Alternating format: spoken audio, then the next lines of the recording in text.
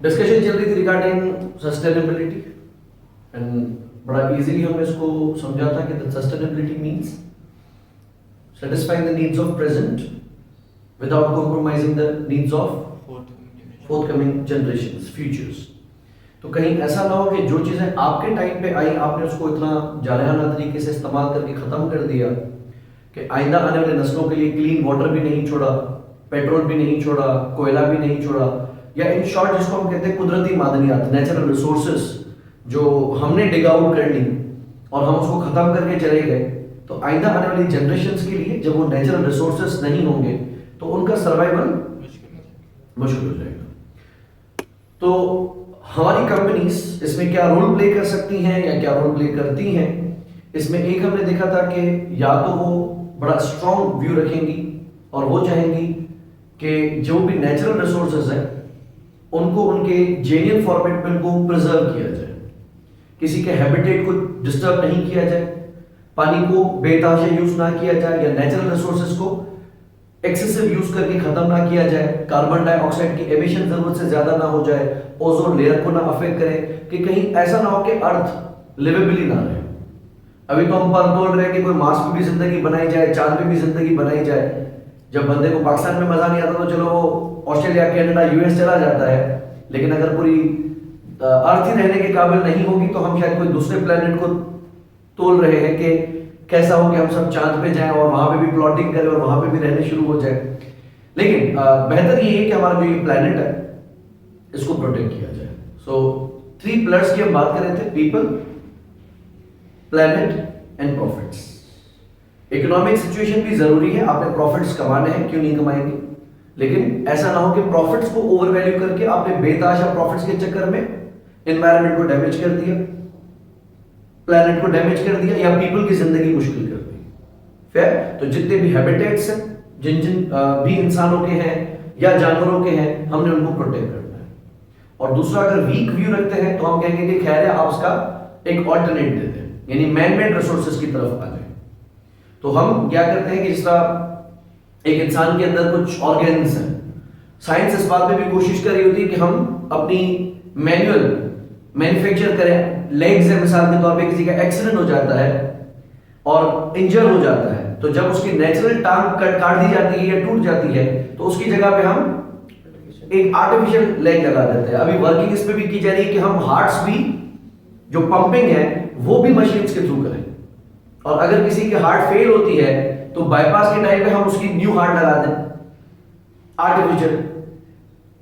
ये क्या कह रहे हैं कि अगर आप नेचुरल चीजों को प्रोटेक्ट नहीं करें, छोड़ दें, लेकिन आप उसका कोई ऑल्टरनेट दे दें और मैन मेड रिसोर्सेज के थ्रू इस चीज को कवर कर जाए। फिर हमने देखा था कि ये सस्टेनेबिलिटी प्रोफेशनल अकाउंटेंट्स के लिए क्यों जरूरी है, जिसमें हमने देखा था कि रिपोर्टिंग इज मैंडेटरी। अब जो इन्वेस्टर है, जो स्टेक होल्डर है, वो सिर्फ और सिर्फ फाइनेंशियल रिजल्ट्स नहीं देखता कि कंपनी का रेवेन्यू कितना है, जीपी मार्जिन कितना है, आरओसी कितना है, कंपनी की गियरिंग कैसी है, वो ये भी देखता है कि कंपनी की सस्टेनेबिलिटी प्रैक्टिसेस कैसी है। कहीं ऐसा ना हो कि जो मुझे खिला रहे हो वो आइंदा आने वाले नस्लों से तोड़ के खिला रहे हो, कि आज ही इतना खत्म कर दिया कि फ्यूचर जनरेशंस के लिए कुछ बचेगा ही नहीं। फिर चैप्टर में थोड़ा आगे चलते हैं और न्यू मॉडल भी रीड कर लेते हैं। ओके, कंपनी को किस किस तरह के रिस्क होंगे अगर वो इग्नोरेंट होती है। मिसाल, पहला रिस्क लिखा हुआ है strategic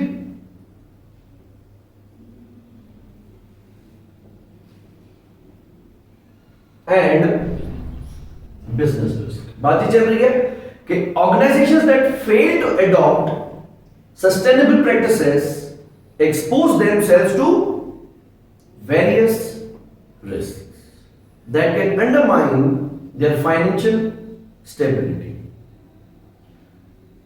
operational efficiency, regulatory compliance, brand reputation, and long-term viability. Sustainability is no longer a choice. अब हालात कुछ ऐसे बन पड़े हैं कि ऐसा नहीं कि आप सस्टेनेबिलिटी को इंपॉर्टेंस दें या ना दें, अब चॉइस नहीं है, अब ये रिक्वायरमेंट बन गई है। It has become essential component of modern business strategy. So key risks associated with non-sustainable business practices include. पहला, strategic and business risk. Says companies that fail to predict such changes or adopt according to these changes may find their business models and strategies become obsolete.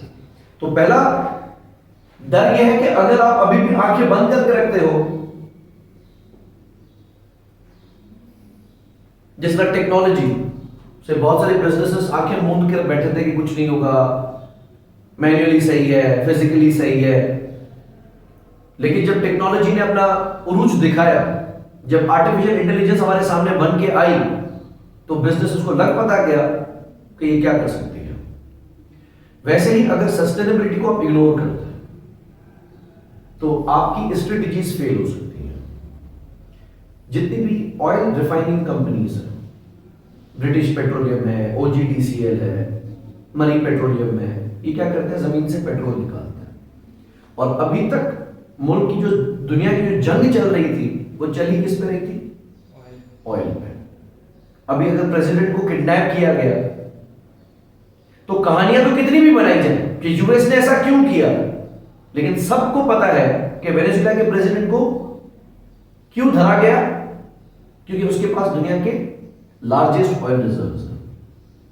और Muslim countries Iraq, Iran के ऊपर भी target इस वजह से रखा गया क्योंकि वो ऑयल रिच है। और सबसे एक्सपेंसिव करेंसी दुनिया की कौन सी है, कुवैती दिनार। और क्यों, क्योंकि कुवैत के पास ऑयल ज्यादा है।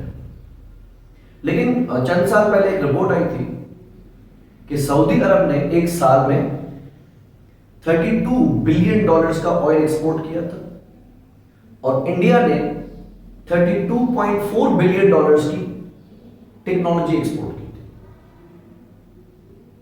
यानी जो टेक्नोलॉजिकल सर्विसेज हैं, सॉफ्टवेयर बना के देने हैं, अकाउंटेंसी सर्विसेज, ऑनलाइन, तो इंडिया क्योंकि आईटी में सबसे आगे चला। अभी भी जो टॉप कंपनी के सीईओज बने हुए वो इंडियंस हैं। तो एक साल में इंडिया ने जितना आईटी एक्सपोर्ट किया वर्सेस जितना सऊदी अरब ने ऑयल एक्सपोर्ट किया, ये मोर और लेस बराबर था।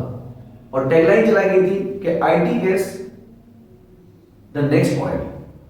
अब इकोनॉमी ऑयल पे नहीं चलेगी, अब टेक्नोलॉजी पे चलेगी। और ऐसा मुमकिन है कि सस्टेनेबिलिटी के चलते हुए अगर हम लिथियम बैटरीज की तरफ आ रहे हैं, इलेक्ट्रिक व्हीकल्स की तरफ आ रहे हैं, रिन्यूएबल एनर्जी की तरफ आ रहे हैं, तो ऑयल कंज्यूम किस में होगा।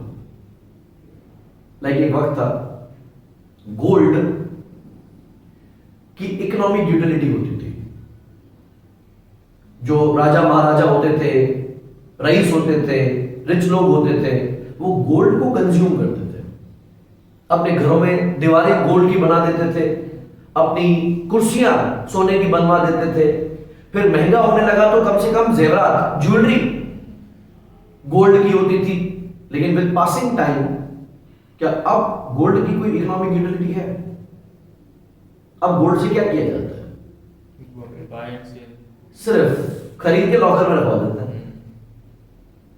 तो एक वक्त था जहां देखिए डिमांड हमेशा उस चीज की होती है जिसकी कोई ना कोई इकोनॉमिक यूटिलिटी होती है। फिर क्या किया गया था, दुनिया में कोई भी बैंक जब करेंसी प्रिंट करेगा तो उसके बदले में वो उतने ही गोल्ड के रिजर्व रखेगा। तो जितनी मालियत का किसी भी सेंट्रल बैंक के पास गोल्ड होगा वो उतनी ही मालियत के करेंसी प्रिंट कर सकता था। और अब फॉरेन करेंसी में डॉलर्स रखे जाते हैं। तो जितना अभी स्टेट बैंक ऑफ पाकिस्तान के पास गोल्ड भी है और स्टेट बैंक ऑफ पाकिस्तान के पास डॉलर्स भी। मनी हाइस्ट देखिए ना, दूसरी हाइस्ट किस चीज की थी?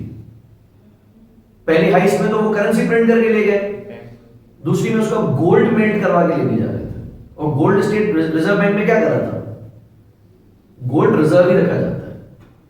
तो अक्सर चाइना, इंडिया, कुछ कंट्रीज होते हैं जो कि गोल्ड में बल्क बाइंग मारते हैं।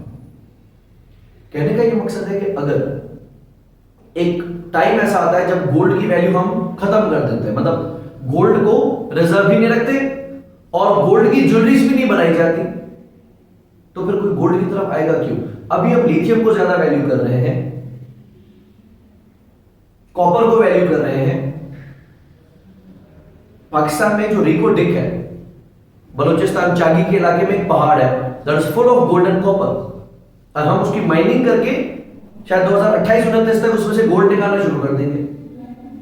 लेकिन कहने का मकसद कि उसकी वैल्यू हो, अगर अभी तो दुनिया में उसकी वैल्यू है, ऑयल की आज तो वैल्यू है, लेकिन अगर तमाम वो चीजें जो ऑयल पे इस्तेमाल होती थी, एनर्जी प्रोड्यूस की जाती थी, अगर वो चीजें इस्तेमाल होना ही बंद हो जाए, गाड़ियां पेट्रोल पे चलना ही बंद हो जाए, ऑयल से बिजली प्रोड्यूस करना ही बंद की जाए, फॉसिल फ्यूल है ना, नेचुरल रिसोर्सेज को बर्न कर रहे हो आप, तो आप ऑयल निकालते भी जाओ तो लेगा कौन?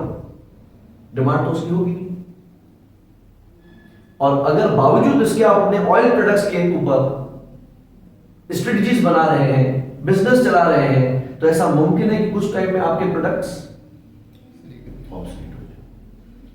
तो अगर कोई कंपनीज जो गैसोलीन इंजन के ऊपर गाड़ियां बना रही हैं और अगर वो इलेक्ट्रिक व्हीकल्स पे शिफ्ट नहीं करती, सुजुकी की अभी तक कोई इलेक्ट्रिक व्हीकल नहीं आई है, होंडा ने अभी तक कोई इलेक्ट्रिक व्हीकल लॉन्च नहीं की है, टोयोटा हाइब्रिड पे आया है, इलेक्ट्रिक पे भी नहीं आया, और अगर सारी दुनिया उठ के इलेक्ट्रिक व्हीकल्स की तरफ चली जाती है तो ये कंपनीज क्या करेंगी बैठ के? फिर तो उनके प्रोडक्ट्स की डिमांड ही किल हो जाएगी। ये रिस्क है, and this is not a choice. ऐसा नहीं हो सकता कि आप कहें बाकी दुनिया भले इलेक्ट्रिक व्हीकल्स बनाए, हम पेट्रोल वाली बनाएंगे, और ऐसा मुमकिन है कि बैन भी लग सकता है। गवर्नमेंट ऑफ पाकिस्तान भी इलेक्ट्रिक व्हीकल्स पे टैक्स रिलीफ दे रही है और गैसोलीन इंजन्स के ऊपर, पेट्रोल वाली इंजन्स के ऊपर हेवी टैक्सेस लगा रही है। अल्टीमेटली कंज्यूमर किस तरफ जाएगा? उसको रिलीफ चाहिए। तो पहला, अगर आपने हल्के में ले लिया सस्टेनेबिलिटी को, तो आपका सबसे पहले स्ट्रेटेजिक एंड बिजनेस रिस्क का सामना हो सकता है। दूसरा, रेगुलेटरी एंड कंप्लायंस रिस्क।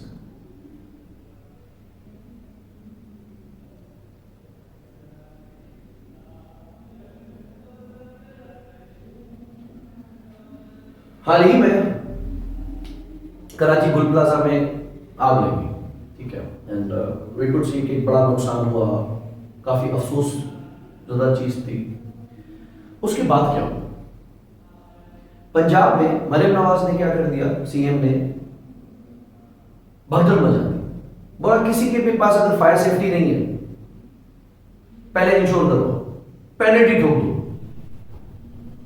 फिर से गवर्नमेंट भी कागजों में एक्टिव हुई, डुप्लेक्स प्लाजास को, दुकानों को नोटिस भेजना शुरू किए कि आपके पास फायर हाउस रील्स होने चाहिए, फायर एक्सटिंग्विशर्स होने चाहिए, प्रॉपर अरेंजमेंट्स होनी चाहिए, फायर अलार्म्स होने चाहिए, लेकिन कंप्लायंस नहीं करवाई। अगर आपकी कंपनी के पास वो चीज स्ट्रक्चरली रेडी नहीं थी, मिसाल होना ये चाहिए था कि जब आपकी बिजनेस बन रहा था ना, जब आपका इंफ्रास्ट्रक्चर बन रहा था, तभी आपको फायर सेफ्टी का सिस्टम रखना था। आपने जो वायर डालनी थी वो कॉपर वायर डालनी थी ताकि वो आग पकड़े ही ना। बावजूद इसके जहां शॉर्ट सर्किट की गुंजाइश मौजूद है, वहां फायर एक्सटिंग्विशर्स होने चाहिए थे, वहां फायर अलार्म्स होने चाहिए थे, इमरजेंसी एग्जिट्स होने चाहिए थे। अब अगर आपके ऊपर हुकूमत डंडा सख्त करती है, अब आप इमरजेंसी एग्जिट कहां से निकालोगे? आपने तो सारी चारों दीवारें बंद कर दी। वैसे सस्टेनेबिलिटी की कुछ प्रैक्टिसेस हैं। अगर आपके फैक्ट्री से कार्बन डाइऑक्साइड एमिशन एक सर्टेन लेवल से ज्यादा, यूके में बाकायदा CO2 एमिशन पे टैक्स है, जितना आपकी कंपनी CO2, इसको कार्बन फुटप्रिंट्स कहा जाता है, जितना कार्बन के फुटप्रिंट्स आप छोड़ेंगे एनवायरनमेंट के ऊपर, उतना हेवी टैक्स आपके ऊपर ठोका जाएगा। कंप्लायंस, तो आपने इंश्योर करना है कि आपके प्लांट्स, आपके मशीन्स वेल मेंटेन्ड हो, ये टॉक्सिक धुआं प्रोड्यूस ना करें। अक्सर हमारे यहाँ जो गाड़ियां चल रही होती हैं, बसेस, जब आपके आगे से वो रेस मार के निकलते हैं ना, तो धुंध छा जाती है, आपको नजर ही कुछ नहीं आता, इतना धुआं वो प्रोड्यूस कर रही होती है। पंजाब में इसके ऊपर सख्ती की गई कि अगर आपकी गाड़ी का इंजन सर्टेन ईयर्स पुराना है और अगर वो धुआं छोड़ रहा है, तो आपकी गाड़ी वो कॉन्फिस्केट कर देंगे, बंद कर देंगे। सीएनजी सिलेंडर्स के धमाके हो रहे थे, तो सीएनजी सिलेंडर्स की टेस्टिंग स्टार्ट हो गई कि अगर आपने उसको 5 साल में उसका ऑयल चेंज नहीं करवाया तो आपकी सीएनजी सिलेंडर निकलवा देंगे आपकी गाड़ी से। कुछ सख्तियां हो रही है ना। वैसे ही गवर्नमेंट्स भी चुप नहीं बैठ सकती, तो यूनाइटेड नेशंस, हेल्थ ऑर्गेनाइजेशंस, हर कंट्री को इस बात पे एम्फेसाइज कर रही है कि आप अपने पास काम करने वाले तमाम इंडिविजुअल्स और कंपनीज को इस बात पे पाबंद करें कि वो एनवायरनमेंट को हार्म ना करें, क्योंकि आपका जाती मसला नहीं है कि मैं नहीं कर रहा, आपके करने का नुकसान पूरी ग्लोब को हो रहा है, पूरी दुनिया को हो रहा है। जिसमें शहबाज शरीफ वाली, मैंने आपसे बात की थी बिलावल भुट्टो वाली, कि उन्होंने जाके उन डेवलप्ड कंट्रीज को कहा कि किया आपने है भर हम रहे, सैलाब हमारे पास आ रहा है, आपको क्या है। तो ऐसा ही कि अगर हम हल्के में लेते हैं सस्टेनेबिलिटी को, तो मे भी हमें फ्यूचर में बड़ी कंप्लायंस कॉस्ट या पेनल्टीज चुक सकती है। So the risk occurs when a company is unable to meet the evolving environmental and social regulations, non compliance can result in fines, legal consequences and restricted market taxes. तो इससे हमें क्या मिलेगा, एक तो जुर्माने ठुकेंगे, फिर हमारे ऊपर लीगल कंसीक्वेंसेस भी आ सकते हैं,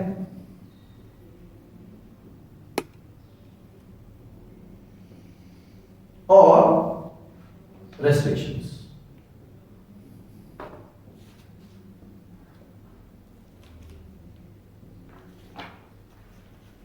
जब भी कोई कंपनी या जब भी कोई मुल्क सस्टेनेबिलिटी को सीरियस नहीं लेगा, तो मे भी ग्लोबली उस पर पाबंदियां लगाई जाए। हाल ही में जब भी कोई मुल्क जंग छेड़ता है यूएसए की परमिशन के बगैर, जिस तरह रशिया ने यूक्रेन के खिलाफ वॉर छेड़ दी थी, तो यूरोप और यूएसए ने क्या कर दिया, उसका बाइकआउट कर दिया और पूरी दुनिया को पाबंद किया कि आप रशिया से ट्रेड नहीं करेंगे।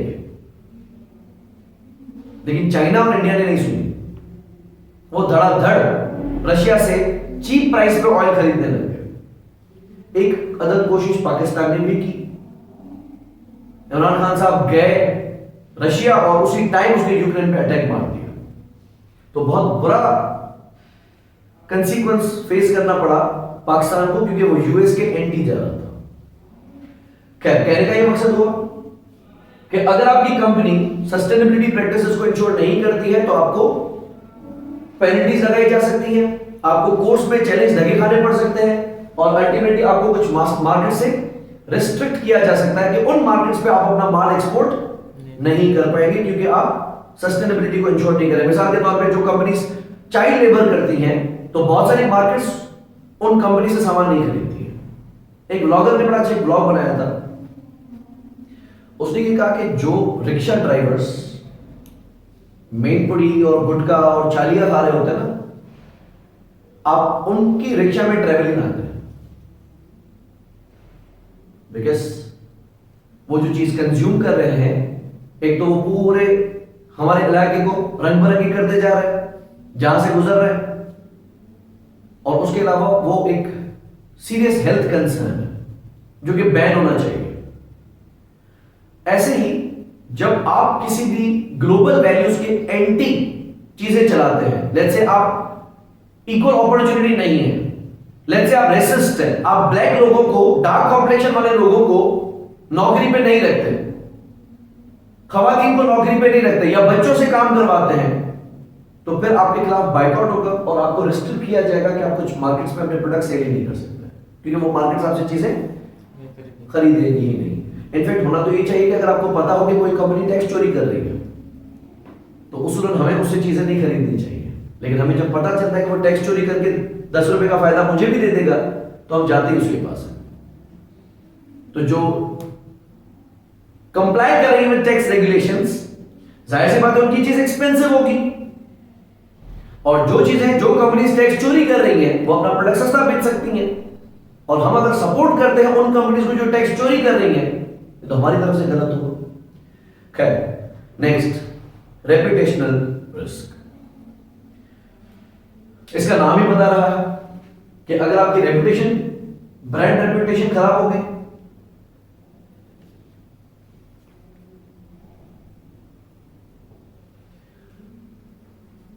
तो जब लोगों को पता चलेगा कि आप उनकी वैल्यूज के खिलाफ जाके उनको प्रोडक्ट्स और सर्विसेज दे रहे हैं। बीच में ऐसा हुआ था कि लेस चिप्स के इंग्रेडिएंट्स की किसी ने फोटो खींची और कहा कि ये वाला इंग्रेडिएंट जाके गूगल पे सर्च करो और आपको पता चलेगा कि ये पोर्क से बनाया गया एक एलिमेंट है। तो पाकिस्तान में धड़ाधड़ लेस खाना बंद कर दी। E14 करके नाम था सर कुछ। हाँ कुछ ऐसे वो ओरियो में भी कह रहे थे यार। हाँ ऐसे तो ऐसे फेक चीजें चलाई जाती है। उसके बाद फिर मरहूम जुनैद जमशेद को लेस ने अपनी एड में लिया था और वो सरेआम एड में लेस खाते हुए दिखाई दिए, सॉर्ट ऑफ एक फतवा कि ऐसा कोई इंग्रेडिएंट इसमें नहीं है। लेकिन अगर ऐसा होता तो रेपुटेशन कितनी खराब होती। बाद में भले वो कहते कि हमने अब रिमूव कर दिया है, लेकिन आपने जज्बात तो मजबूर कर दिया ना, आपने ऐसी चीज डाल दी जो कि हराम है, स्ट्रिक्टली हराम है, और आपने हमें वो चीज खिला दी, निकल यहां से। बायकॉट होता है, रेपुटेशनल रिस्क। इसमें एक वर्ड है green washing. What is green washing? कभी कभी क्या होता है कि आप इतनी अच्छी चीजें करते नहीं हो लेकिन शो बहुत कर रहे होते हो। अक्सर स्कूल्स बच्चों को इतनी एक्टिविटी करवाते नहीं है, लेकिन अपने फेसबुक पे ऐसा शो करते हैं कि हम एक्टिविटी बेस्ड लर्निंग करवाते हैं। Like personally I have been observing कि इस सीजन में सारे स्कूल्स स्पोर्ट्स डे करवाते हैं, स्पोर्ट्स वीक करवाते हैं, और ऐसा शो करते हैं कि हमारे लिए स्पोर्ट्स बहुत इंपॉर्टेंट है। सवाल है कि पूरा साल कभी आपने उसको प्ले करवाया? पूरा साल बच्चे ने कभी बैडमिंटन नहीं खेली, फुटबॉल नहीं खेली, रेसिंग नहीं की, और साल में एक दिन आप आके उसको रेसिंग करवाते हो। तो कुछ कंपनीज एनवायरनमेंट के हवाले से ऐसे सीरियस होती नहीं है, लेकिन वो शो कर रही होती हैं कि हम एनवायरनमेंट को प्रोटेक्ट करने के लिए बहुत कुछ कर रहे हैं, ग्रीन प्लांटेशन कर रहे हैं, और मशीन्स को टाइमली मेंटेन करें, CO2 कार्बन डाइऑक्साइड की एमिशन कम से कम हो, CFC स्प्रेज हम नहीं बना रहे। बिकॉज सरप्राइजिंगली ऐसा हुआ था कि कोविड के टाइम पे हमारी ओजोन लेयर काफी हद तक रिपेयर हो गई थी, जब इंडस्ट्रीज बंद हो गई थी, जब लॉकडाउन लग गए थे। So reputational the risk occurs due to reputational damage when stakeholders perceive that companies are not acting responsibly towards sustainability. This is often linked to greenwashing, which occurs when companies exaggerate their environmental efforts, but actually they are not contributing towards sustainability. तो ये risk आ गया हमारा green washing.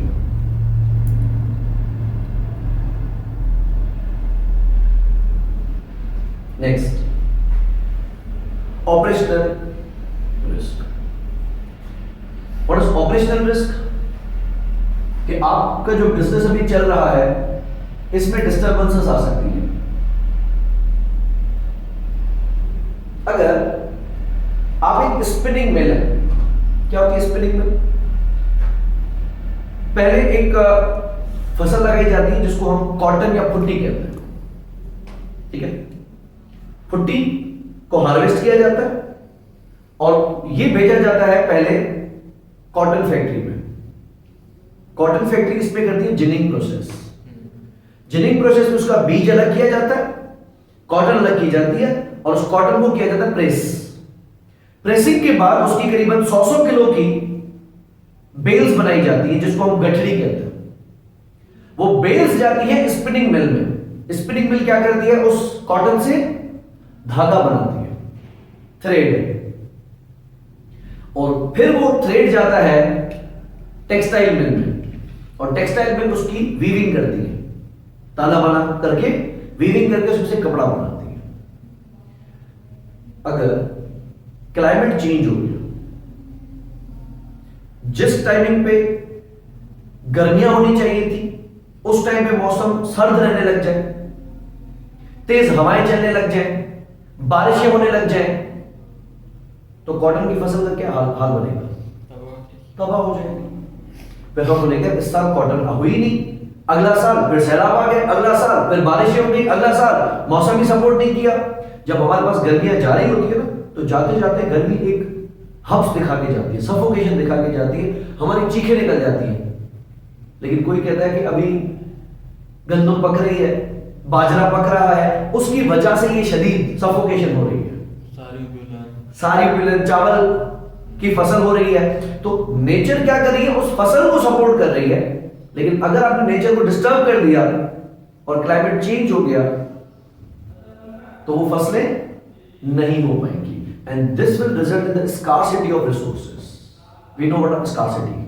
वो resources short हो जाएंगे. Cotton है ही नहीं, तो कहां से चलेगी कॉटन मिल, कहां से चलेगी स्पिनिंग मिल, कहां से बनेगा कपड़ा, कहां से चलेंगे आउटलेट्स, और कहां से होंगे आपके एक्सपोर्ट्स.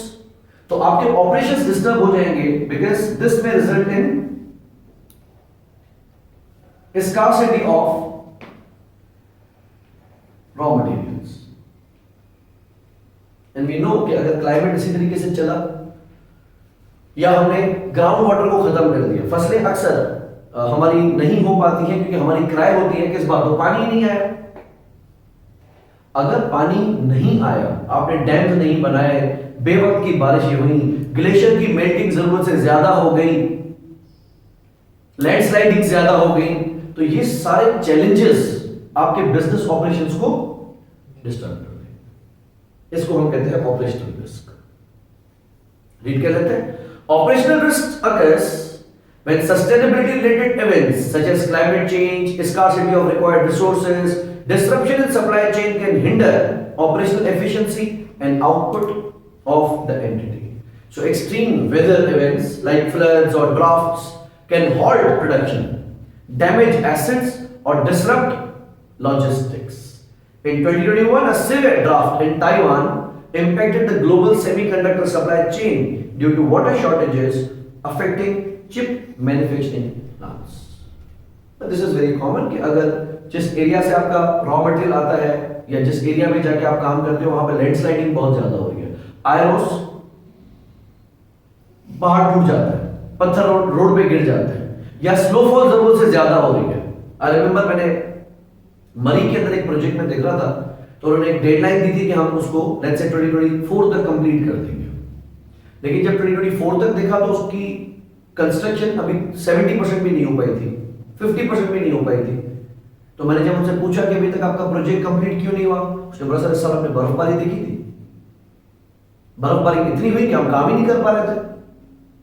एंड डेफिनेटली जब हमारे पास बारिश होती है तो कंस्ट्रक्शन रुक जाती है फॉर सम सर्टेन आवर्स, फिर पानी बह जाता है. लेकिन अगर बर्फ है आके पूरे सरिये पे बैठ गई तो कंस्ट्रक्शन रिज्यूम कैसे होगी. अब पहले पूरी बर्फ हटानी पड़ेगी, अब पहली बर्फ हटाए तो ऊपर से दूसरी गिर जाए. तो वो बेहतर ये समझ रहे थे कि हम नवंबर से लेकर फरवरी तक काम ही बंद करके सो जाए, तो काम हो ही नहीं पाएगा, बिना वजह के लेबर को दिहाड़ियां जाती रहेंगी. तो क्लाइमेट अगर अपना असर दिखाएगा तो आपके ऑपरेशंस डिस्टर्ब हो सकता है. अगर हर वक्त आपका मौसम क्लाउडी रहने लग जाए तो सोलर किस काम का रहेगा, हवाएं रुक जाए, सफोकेशन हो जाए तो विंड टर्बाइन्स किस काम के रहेंगे, तो काम ही नहीं करते. बना सकोगे, तो इसको हम ऑपरेशनल रिस्क कहते हैं. Lastly financial risk. डेफिनेटली जब इतने सारे मसाइल होंगे ही तो पैसों की तो गड़बड़ बनती है, तो आपके रेवेन्यूज अफेक्ट हो सकते हैं, आपकी कॉस्ट्स हाइक हो सकती हैं, बढ़ सकती हैं, और मुमकिन तौर पे अगर आपके ऊपर पेनल्टीज लग गई तो पेनल्टीज भी आपके प्रॉफिट्स को सिग्निफिकेंटली इंपेयर कर सकती हैं.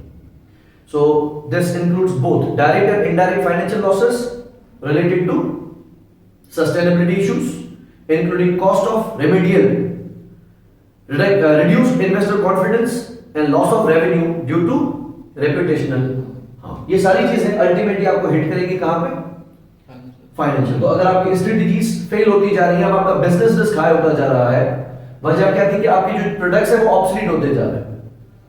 अब अगर रिन्यूएबल चीजें आ गई, जनरेटर कौन खरीदेगा, जो गैस और पेट्रोल पे चलने वाला जनरेटर है. देखो अब तो हमारे पास गैस के भी मसाइल शुरू हो गए ना. पहले कम से कम गैस की लोड शेडिंग नहीं होती थी, लेकिन सुई गैस ने, एसएसजीसी ने सर्टेन टाइम तक तो गैस के कनेक्शन देना ही बंद कर दिए. सीएनजी का क्या बना, स्टेशन होती थी बाकायदा, नोट छापते थे सीएनजी स्टेशन के मालिकान, क्या हुआ उनके बिजनेसेस का, बंद हो गए. क्यों? द रीजन इज कि वो ऐसा प्रोडक्ट सेल कर रहे थे जो कि सस्टेनेबिलिटी रिलेटेड नहीं था. और गैस की सप्लाई अल्टीमेटली जब सुई गैस शॉर्ट हुई तो गवर्नमेंट ऑफ पाकिस्तान के पास तीन बड़े सेगमेंट्स थे. एक थे सीएनजी वाले लोग जो अपनी सीएनजी से गाड़ियां चलाते हैं, दूसरी थी इंडस्ट्रीज. इंडस्ट्रीज की जितनी भी पावर प्रोडक्शन चलती है ना वो गैस पे चलती है ज्यादातर. और तीसरे थे डोमेस्टिक कंज्यूमर्स, जिनके घरों में चूल्हे जलते हैं। अब जब गैस की सप्लाई खत्म हो गई, अब गैस खत्म है, रिजर्व्स नहीं है इतने, तो उन्होंने सबसे पहले किसको काटना था? सीएनजी को। हालांकि इंडस्ट्रीज में भी गैस की लोड शेडिंग थी, है, लेकिन इन्होंने फिर इंडस्ट्रीज ने एहतजाज किया कि अगर आप हमारी गैस बंद कर देंगे तो हम फैक्ट्री नहीं चला पाएंगे, फिर स्टाफ को निकाल देंगे, फिर टैक्स भी इतना नहीं होगा, फिर हम एक्सपोर्ट्स भी नहीं कर पाएंगे। तो फिर प्राइम मिनिस्टर्स ने पैकेजेस बनाए कि इंडस्ट्री की गैस सप्लाई मत हो, इनको देने दो। तो दूसरा बलि चढ़ाया कि इनको कुर्बानी दी कि इन्होंने डोमेस्टिक कंज्यूमर्स ने, उनको सिर्फ सर्टेन आवर्स में ही गैस मिलती है। अभी रमजान आएगा तो सहरी के बाद से गैस बंद होगी, जाके फिर 5-6 बजे जब अफ्तार बनाने का टाइम आएगा तब गैस खुलेगी, बीच में गैस ही बंद है। सर्दियों में गैस बंद हो जाती है, पूरी रात गैस बंद होती है। तो ये चैलेंजेस आ रहे हैं ना। तो जो कंपनीज चली गैस पे रही हैं, सुई गैस का काम ही क्या है? गैस बेचना, और गवर्नमेंट ने तो गैस ही बंद करवा दी।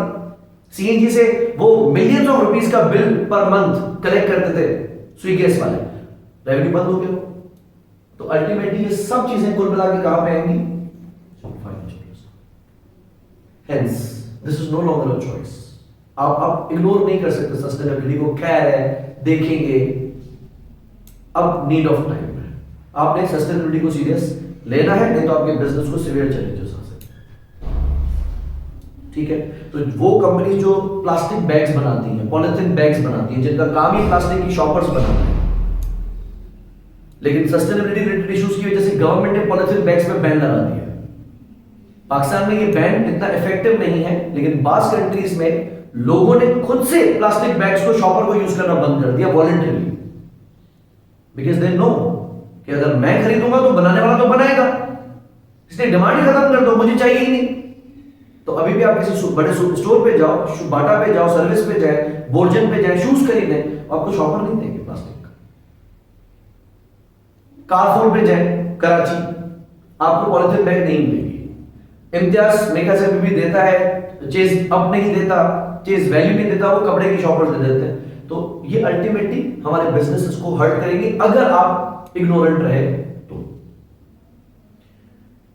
Next, stakeholders. ये एक नया मॉडल है, लिहाजा इसके एग्जामिन होने के चांसेस स्ट्रॉन्ग रहेंगे। मॉडल तो बहुत पुराना है, लेकिन फर्स्ट टाइम इंट्रोड्यूस हुआ है हमारे आईकेएम के अंदर। स्टेक होल्डर्स कौन होते हैं? स्टेक होल्डर्स इंटरेस्टेड पार्टीज, यानी who are affected directly or indirectly by the activities of your business। हम जो कुछ भी कर रहे हैं उससे अगर इनको फर्क पड़ता है तो उस इंडिविजुअल्स को, उन एंटिटीज को, उन इदारों को स्टेक होल्डर्स कहा जाता है। तो जिनका आपकी ऑर्गेनाइजेशन में स्टेक है, इंटरेस्ट है, नॉट जस्ट फाइनेंशियल इंटरेस्ट, कोई भी interest. So who are affected by the activities of your business are referred as stakeholders। ठीक है, पहले एक गो थ्रू लेते हैं कि स्टेक होल्डर्स कौन कौन है और वो चाहते क्या क्या हैं। ये और तो आपने पहले भी पढ़ा हुआ होगा बिजनेस में, लेकिन एक गो थ्रू लेते हैं। So every business involves transactions with people. Those people are affected by business and therefore have a stake in it, and they are referred as stakeholders. So people who have an interest or stake in the business. So stakeholder is an organization or a person who has an interest in what organization does, and who might therefore try to influence the decisions and actions of the entity। सही है? तो कुछ इदारे कुछ हरकतें करते हैं जो कि हमें अच्छी तो नहीं लगती, लेकिन हम कुछ कर नहीं सकते। एक मोबाइल नेटवर्क रिसेंटली लॉन्च हुआ, उसने अपनी एडवर्टाइजमेंट में कुछ models the, not well renowned models, लेकिन उनको जो ड्रेसिंग करवाई ना वो पाकिस्तानी वैल्यूज के अगेंस्ट थी। कभी आप किसी कॉस्मेटिक प्रोडक्ट की एड देखते हो, वो कमोपेश एक एक्ट्रेस को बाथ लेते हुए दिखाते हैं। कोई हेयर रिमूवल क्रीम आती है, तो जब आप अपने न्यूज चैनल्स पे देखते हो तो कुछ लोगों को इस बात से एतराज होगा कि ये क्या चल रहा है। डेफिनेटली हम में से बहुत सारे लोग ऐसे होंगे जो कि अपने घरों में इंडियन सॉन्ग्स, जो आइटम सॉन्ग्स टाइप होते हैं, जिनके लिरिक्स बड़े अजीब होते हैं बाज़ों का, जिसमें वीडियो अच्छी नहीं होती है, वो हम नहीं चलाते, अपने बच्चों से दूर रखते हैं। क्या देखेंगे हमारे बच्चे? कर क्या सकते हैं? एक होता है कि उनके एक्शन से मुझे असर कितना हो रहा है, और दूसरा कि मैं कर क्या सकता हूं। अगर हमने देखा कि इजराइल ने फलस्तीन के खिलाफ बमबारी शुरू कर दी और वीडियोस आने लगे कि उनका घर है, उनको अपने घर में नहीं रहने दिया जा रहा, इजराइल को इन्होंने शेल्टर दिया और वही उन पे कब्जा करने लग गए, फलस्तीन को दुनिया के नक्शे से गायब करने लग गए, क्रूअल लोग, यहूदी।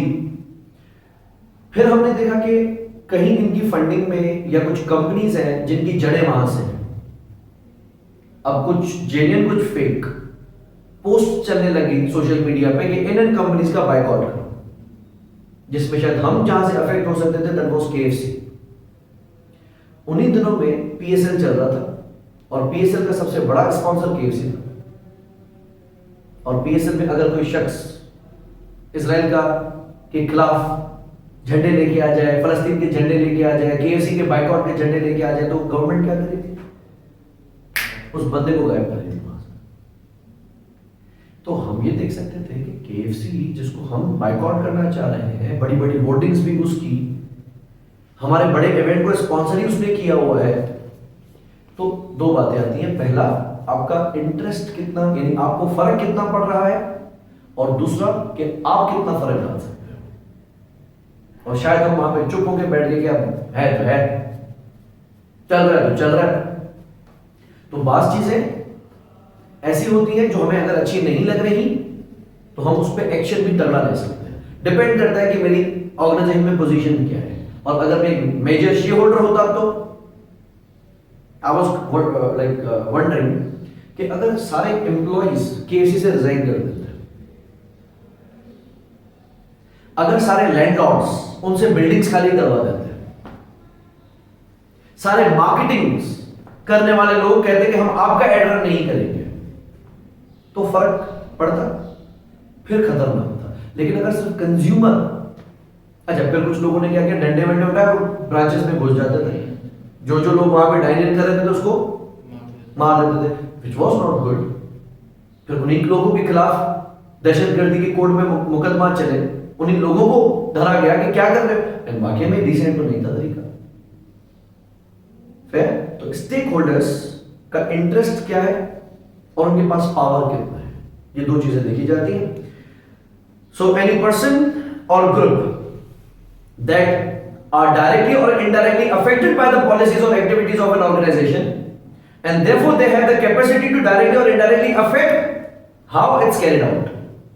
तो एक तो उनको फर्क पड़ रहा है जो आप कर रहे हो, जो पॉलिसीज आप बना रहे हो, जो एक्ट्स आप कर रहे हो, और वो उसको अफेक्ट भी कर सकें, ये हमारे स्टेक होल्डर्स हैं। इन शॉर्ट, अब स्टेक होल्डर्स की classifications, these are individuals or groups within the organization who are directly involved in the operations and success, and they have a direct interest in performance, decision making and sustainability efforts of the company. ये हो गए हमारे internal stakeholders,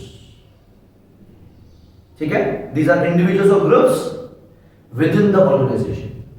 Examples: shareholders or owners, executive directors, seniors and managers, employees and their unions, and staff association representatives. ये हमारे stake holders हैं। So what ever we do they are affected. Fair. दूसरे आते हैं external stake holders. These are individuals और entities that are outside the organization and who are indirectly affected by the activities or have an indirect interest in its impact. कौन कौन हो सकते हैं? Government, regulatory bodies, suppliers, customers, local communities, pressure groups. Any idea what are pressure groups? Pressure groups क्या होते हैं? Protest करवाते हैं. करने वाले तो किसी भी एक टॉपिक पे जब हमने कोई लीडर पकड़ा और लीडर ने सारे लोगों को अपने साथ कर लिया, तो कुछ एनजीओ हो सकती हैं जो कि अगर आपके खिलाफ सब मिलके एक साथ आए तो उसको प्रेशर ग्रुप कहा जाएगा. NGO, media and general public. Stakeholder analysis. Stakeholder analysis includes the power or interest matrix. This is also known as Mendelow's matrix. अब एक ऑथर है मेंडेलो.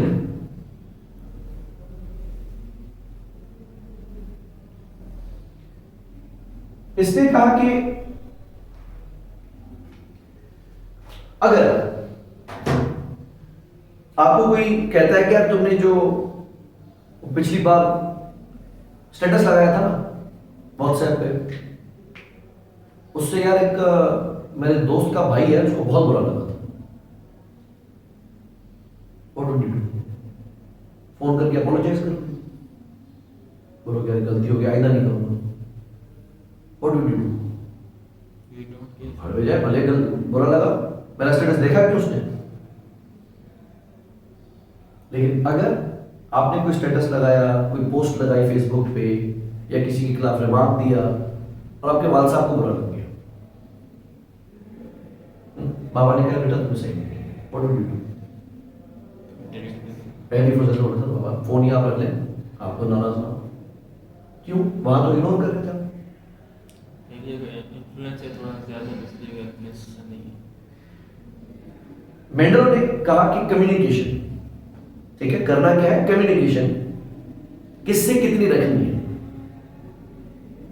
कौन से स्टेक होल्डर से कितनी कम्युनिकेशन आपने रखनी है, उसके लिए इसने मैट्रिक्स बनाया और उसका नाम रखा गया मेंडलोस मैट्रिक्स और stakeholder analysis. So this is the Mendelow's stakeholder matrix and sustainability. The power interest matrix, such as Mendelow's matrix, is a model used to categorize stakeholders based on their level of power, यानी उनके पास कितना power है, and degree of interest in sustainability initiatives of an organization. दो चीजें आ गई. एक, उसके पास power कितना है.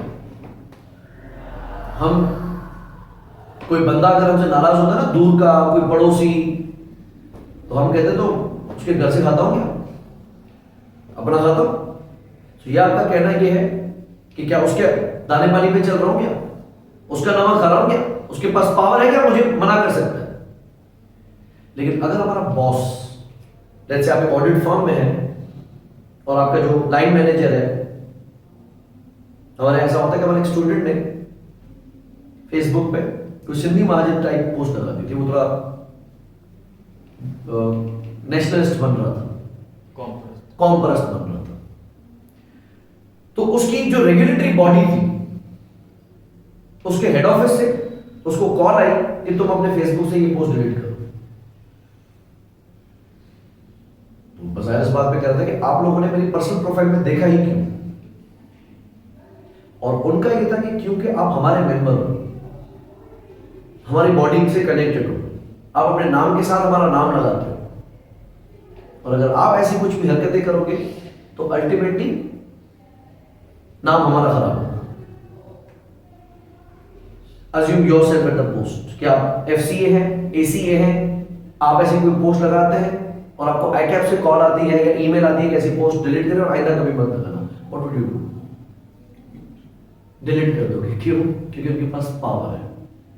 अगर उनके बायलॉज में कहीं ऐसा लिखा हुआ है कि आपके मेंबर ने अगर कोई भी ऐसी इलीगल या अनएथिकल हरकत की या रेसिज्म के हवाले से कुछ पोस्ट किया कहीं भी, और वो अगर आपसे मेंबरशिप छीन सकते हैं, तो दिस इज व्हाट वी से दे हैव द पावर. ठीक है. एक होता है power, refers to stakeholders ability to influence the entity's objectives or decisions and actions, like how much they can, वो कर क्या सकते हैं. और दूसरा होता है interest, refers to the extent of stakeholders' willingness in activities of an entity, how much they care. अच्छा, हमारी ऐसी कोई पोस्ट, ऐसा कोई रेसिस्ट स्टेटस से आईकैप को कोई फर्क पड़े? अगर लोग एट लार्ज ये कहते हैं कि आईकैप मेंबर्स की हालत देखी, सीए वालों को देखा, क्योंकि अक्सर टैग तो यही आता है ना, खुदा ना खासा जब कोई सुसाइड करता है तो हेडलाइन क्या बनती है? सीए स्टूडेंट ने कुछ ये किया। अगर कोई चोरी करे तो ऐसा ही आएगा कि सीए स्टूडेंट्स ने कराची से एक बाइक चोरी कर ली, तो आईकैप को तो कहीं दिल पे लगेगा ना, सीए स्टूडेंट क्यों आ रहा है? क्योंकि अक्सर हेडलाइन में क्या किया जाता है, उसको स्पेसिफाई किया जाता है। जैसे हमारे गांव से एक बंदे क्या वारदात हो गई, कोई 1.5 करोड़ रुपए के मोबाइल फोन उसकी दुकान से चोरी हो गए, और वो हिंदू कम्युनिटी का बंदा था। अब अगर हेडलाइन ये बने कि माइनॉरिटी है इस वजह से सेफ नहीं है, तो थोड़ा ना पर्सनल चला जाएगा। हालांकि तो बाकियों के साथ नहीं होती क्या चोरी, बाकियों के साथ भी हो रही है, इसको ये कलर क्यों दे रहे थे? So that matters interest. अगर आईकैप कहता है कि उसने अपनी पर्सनल प्रोफाइल पे लगाया है, उसने पर्सनल व्हाट्सएप स्टेटस पे लगाया है, इससे मेरा क्या? तो दैट मींस उसका इंटरेस्ट लो है। लेकिन अगर आपका हर एक्शन कहीं वो अपने आप से कनेक्ट करता है तो उसका इंटरेस्ट हाई है। तो ऑर्गेनाइजेशन में आपकी जो भी पॉलिसीज हैं, आपकी जो भी एक्टिविटीज हैं, उससे असर तो लोगों पे पड़ेगा, लेकिन कुछ लोगों पे असर ज्यादा पड़ेगा और कुछ लोगों को बस ऐसे ही दूर से फील होगा। तो अल्टीमेटली हम आएंगे पावर और इंटरेस्ट पे। सो पावर में आ गया how much they can, and interest में आ गया how much they care. The purpose of Mendelow's matrix, this matrix helps organization to prioritize stakeholder engagement and tailor communication strategies to effectively manage support or resistance related to sustainability efforts. तो किसको आपने loop में रखना है हमेशा और किसको आपने इग्नोर करना है, इसको हम कहते हैं मेंडलोस मैट्रिक्स. मैट्रिक्स देख सकते हैं, पहला इसने बनाया है पावर के साइड. तो पावर में एक पॉसिबिलिटी कि कुछ स्टेक होल्डर्स ऐसे हैं जिनके पास पावर हाई होगा और कुछ लोगों के पास बिल्कुल लो पावर होगा. और दूसरा साइड आ गया इंटरेस्ट का. तो एक इंटरेस्ट हाई हो सकता है और एक इंटरेस्ट लो हो सकता है. पहला case,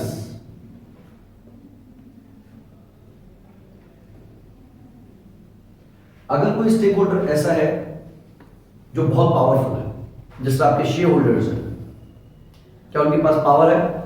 Interest inside. Interest Inside I think x-axis. नहीं, अगर हाई हाई हो गया, हाई लो, Sir, लो हाई, interest high हो सकते हैं. मर्ज गया. x-axis से. मतलब आपके यहां लो ना, हाँ. हाँ, तो वैसे भी हम उसको चेंज कर सकते हैं मसला नहीं,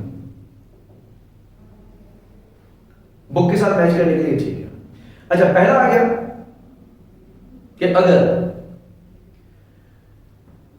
इंटरेस्ट हाई है और उसके पास पावर भी हाई है, तो आपकी कंपनी अगर कोई प्रोडक्ट लॉन्च करती है, कोई नया बिजनेस प्लान में एंटर होती है, किसी नई मार्केट में एंटर होती है, उससे आपके शेयर होल्डर्स को कोई फर्क पड़ेगा? और क्या वो आपको एंटर होने से रोक सकते हैं? Yes, because they have got high power. तो अगर आप सस्टेनेबिलिटी रिलेटेड कोई भी एक्शन लेते हैं तो they are very powerful to control. और अगर आपने सस्टेनेबिलिटी को इग्नोर किया, कोई बैड प्रैक्टिसेस रखी, जिस तरह कुछ प्लांट्स ऐसे रखे गए थे, बताए गए थे कि ये प्लांट्स अपने एनवायरनमेंट में ना लगाएं क्योंकि इनका रिवर्स सिस्टम काम करता है कि सुबह में ऑक्सीजन कंज्यूम कर रहे होते हैं, पानी की कंजम्पशन बहुत ज्यादा करते हैं, तो ये एनवायरनमेंट के लिए अच्छे नहीं है. बावजूद इसके अगर हम कोई ऐसी पॉलिसी बनाते हैं कि वही प्लांट्स हम प्लांटेशन करते हैं तो इनको असर भी पड़ेगा और ये इस बात को रोक भी सकते हैं. तो ऐसी कोई भी पॉलिसी बनाने के लिए आपने इनको लूप में रखना ही रखना है। तो इसकी कम्युनिकेशन क्या होगी? Will manage them very closely. तो अगर आप अपनी जिंदगी में कोई भी एक्शन ले रहे हो, कितने पेपर्स लेने हैं, कौन सी फर्म चूज करनी है, तो आपकी जिंदगी में कुछ अफराद ऐसे होंगे, कुछ लोग ऐसे होंगे, कुछ पर्सनैलिटीज ऐसी होंगी जिनके पास पावर है। जैसे आपके वालिद ही सारे डिसीजंस लेते हैं, आपकी वालिदा सारे डिसीजंस लेती हैं, आपका बड़ा भाई है जिसको आपने पावर दिया होगा कि बाबा जैसा आप हो, अगर आप बोलो कि कराची से हैदराबाद से बाहर नहीं जाओ, यही रहो, मैं ये रह जाऊं। अगर आप बोलते हो पढ़ाई छोड़ दो, सीए छोड़ दो, मैं छोड़ दू। अगर आप कहते हो बाहर मुल्क चले जाओ, मैं बाहर मुल्क चला जाऊंगा, जैसा आप बोले। तो हमने क्या किया? उनको पावर दिया हुआ है, और जो चीज हम कर रहे हैं उनसे वो अफेक्ट भी होता है। तो अगर हमने कहीं कोई ऐसा मिस हैंडल करते हुए, एग्जाम में चीटिंग करते हुए, कोई स्मोकिंग करते हुए, रिलीज करते हुए, लेट नाइट लोगों के साथ बैठे हुए उनको पता चला, तो उनको हर्ट भी बहुत ज्यादा होगा। तो जब उनके पास पावर भी आए, उनका इंटरेस्ट भी आया है, तो हम हर एक्शन से पहले इनको लूप में लेंगे कि आप अलाउ करें, अगर आपको ठीक लगे तो ही हम ये काम करेंगे। ये हमारी क्लोज कम्युनिकेशन रहेगी। अगर इनका इंटरेस्ट तो हाई है लेकिन पावर लो है, कुछ कर नहीं सकते, असर तो इन पे बहुत पड़ रहा है हमारे एक्शंस का, लेकिन वो कुछ कर नहीं पा रहे हैं, तो हम इनको सिर्फ और सिर्फ क्या रखेंगे?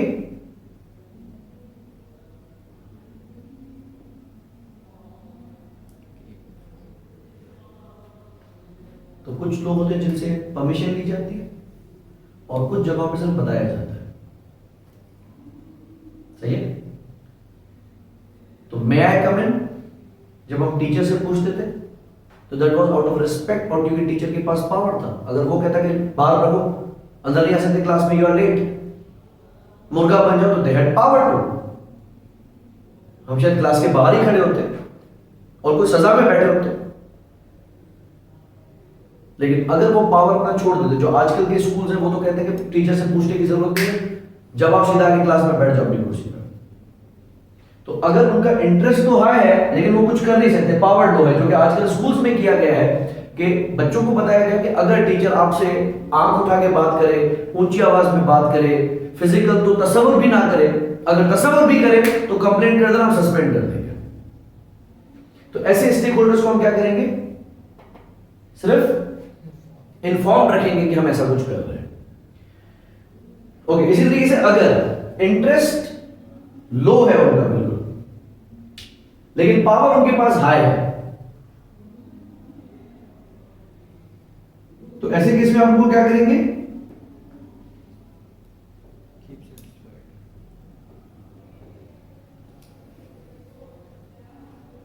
हालांकि ऐसा सोचता है मुझे क्यों बता रहे हो, मेरा क्या काम, कर लो। लेकिन फिर भी हम कहते हैं कि आपको, मैंने कहा कि पहले बता दो, फिर मे बी गवर्नमेंट ऐसी हो सकती है कि आपके एक्शन से उनको अभी कोई फर्क नहीं पड़ रहा होगा, लेकिन नॉट ऑलवेज, क्योंकि अभी हम बात करें सस्टेनेबिलिटी के हवाले से, और गवर्नमेंट के ऊपर यूनाइटेड नेशंस का और ग्लोबली प्रेशर है कि आपके पास मौजूद जितनी भी कंपनीज हैं उन सबको लाजिम करो कि ये एक्शंस रखें। तो नॉट ऑलवेज, क्योंकि अभी हमारा मॉडल जनरल नहीं चल रहा है, मॉडल चल रहा है regarding the sustainability.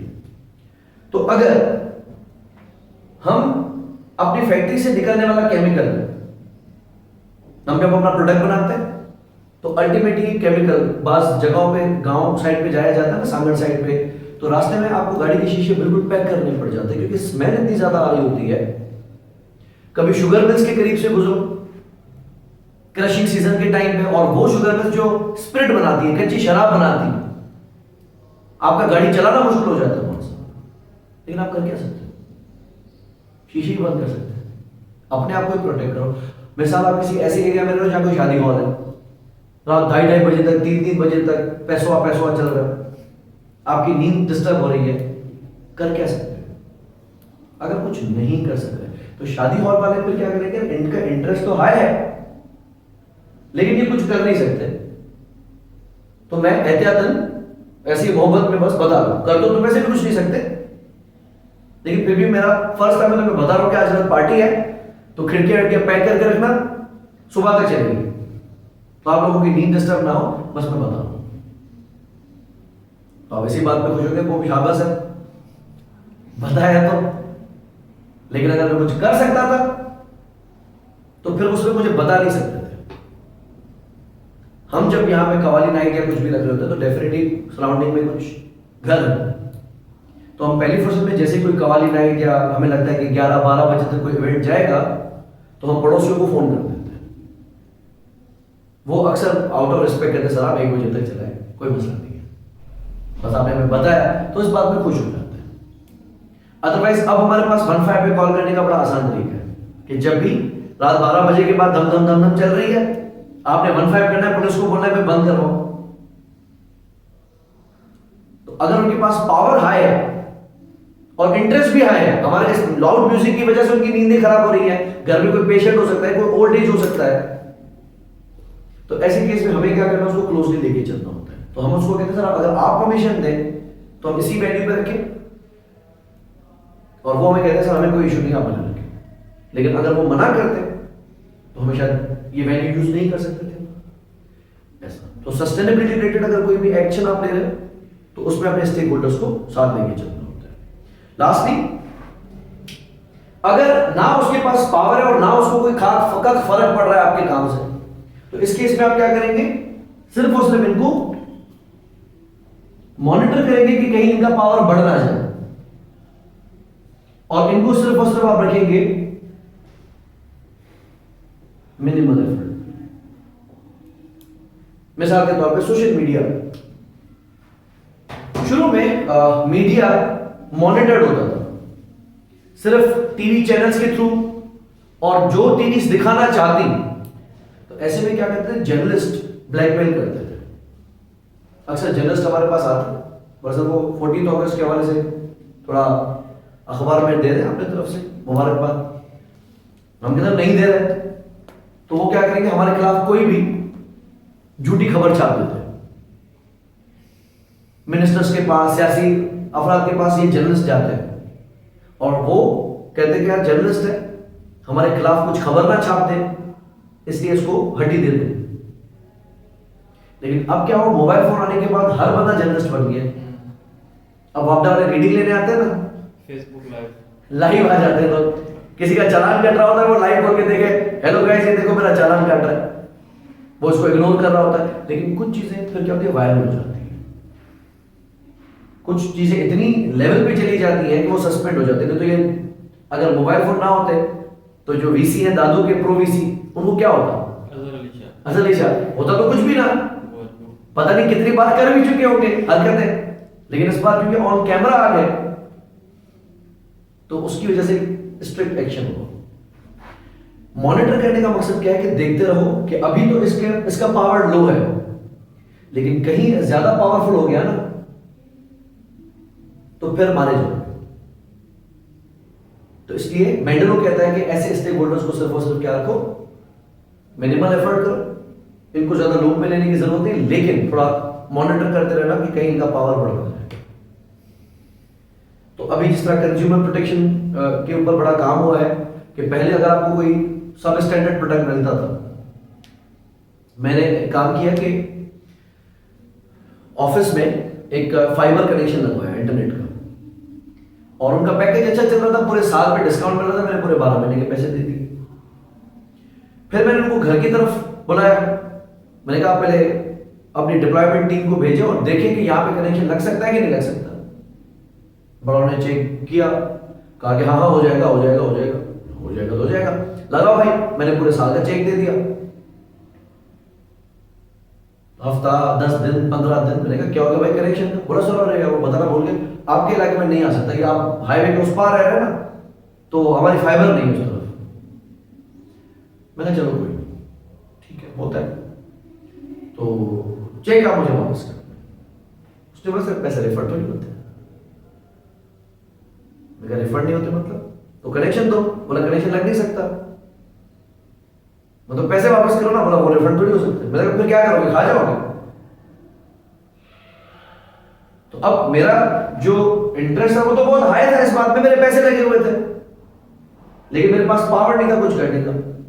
Then I saw के पीटीए के अंडर में आते हैं। मैंने पीटीए की वेबसाइट पे जाके एक पूरा मजमून लिख दिया कि मेरा चेक नंबर फला, इतना अमाउंट और ये बात हुई थी।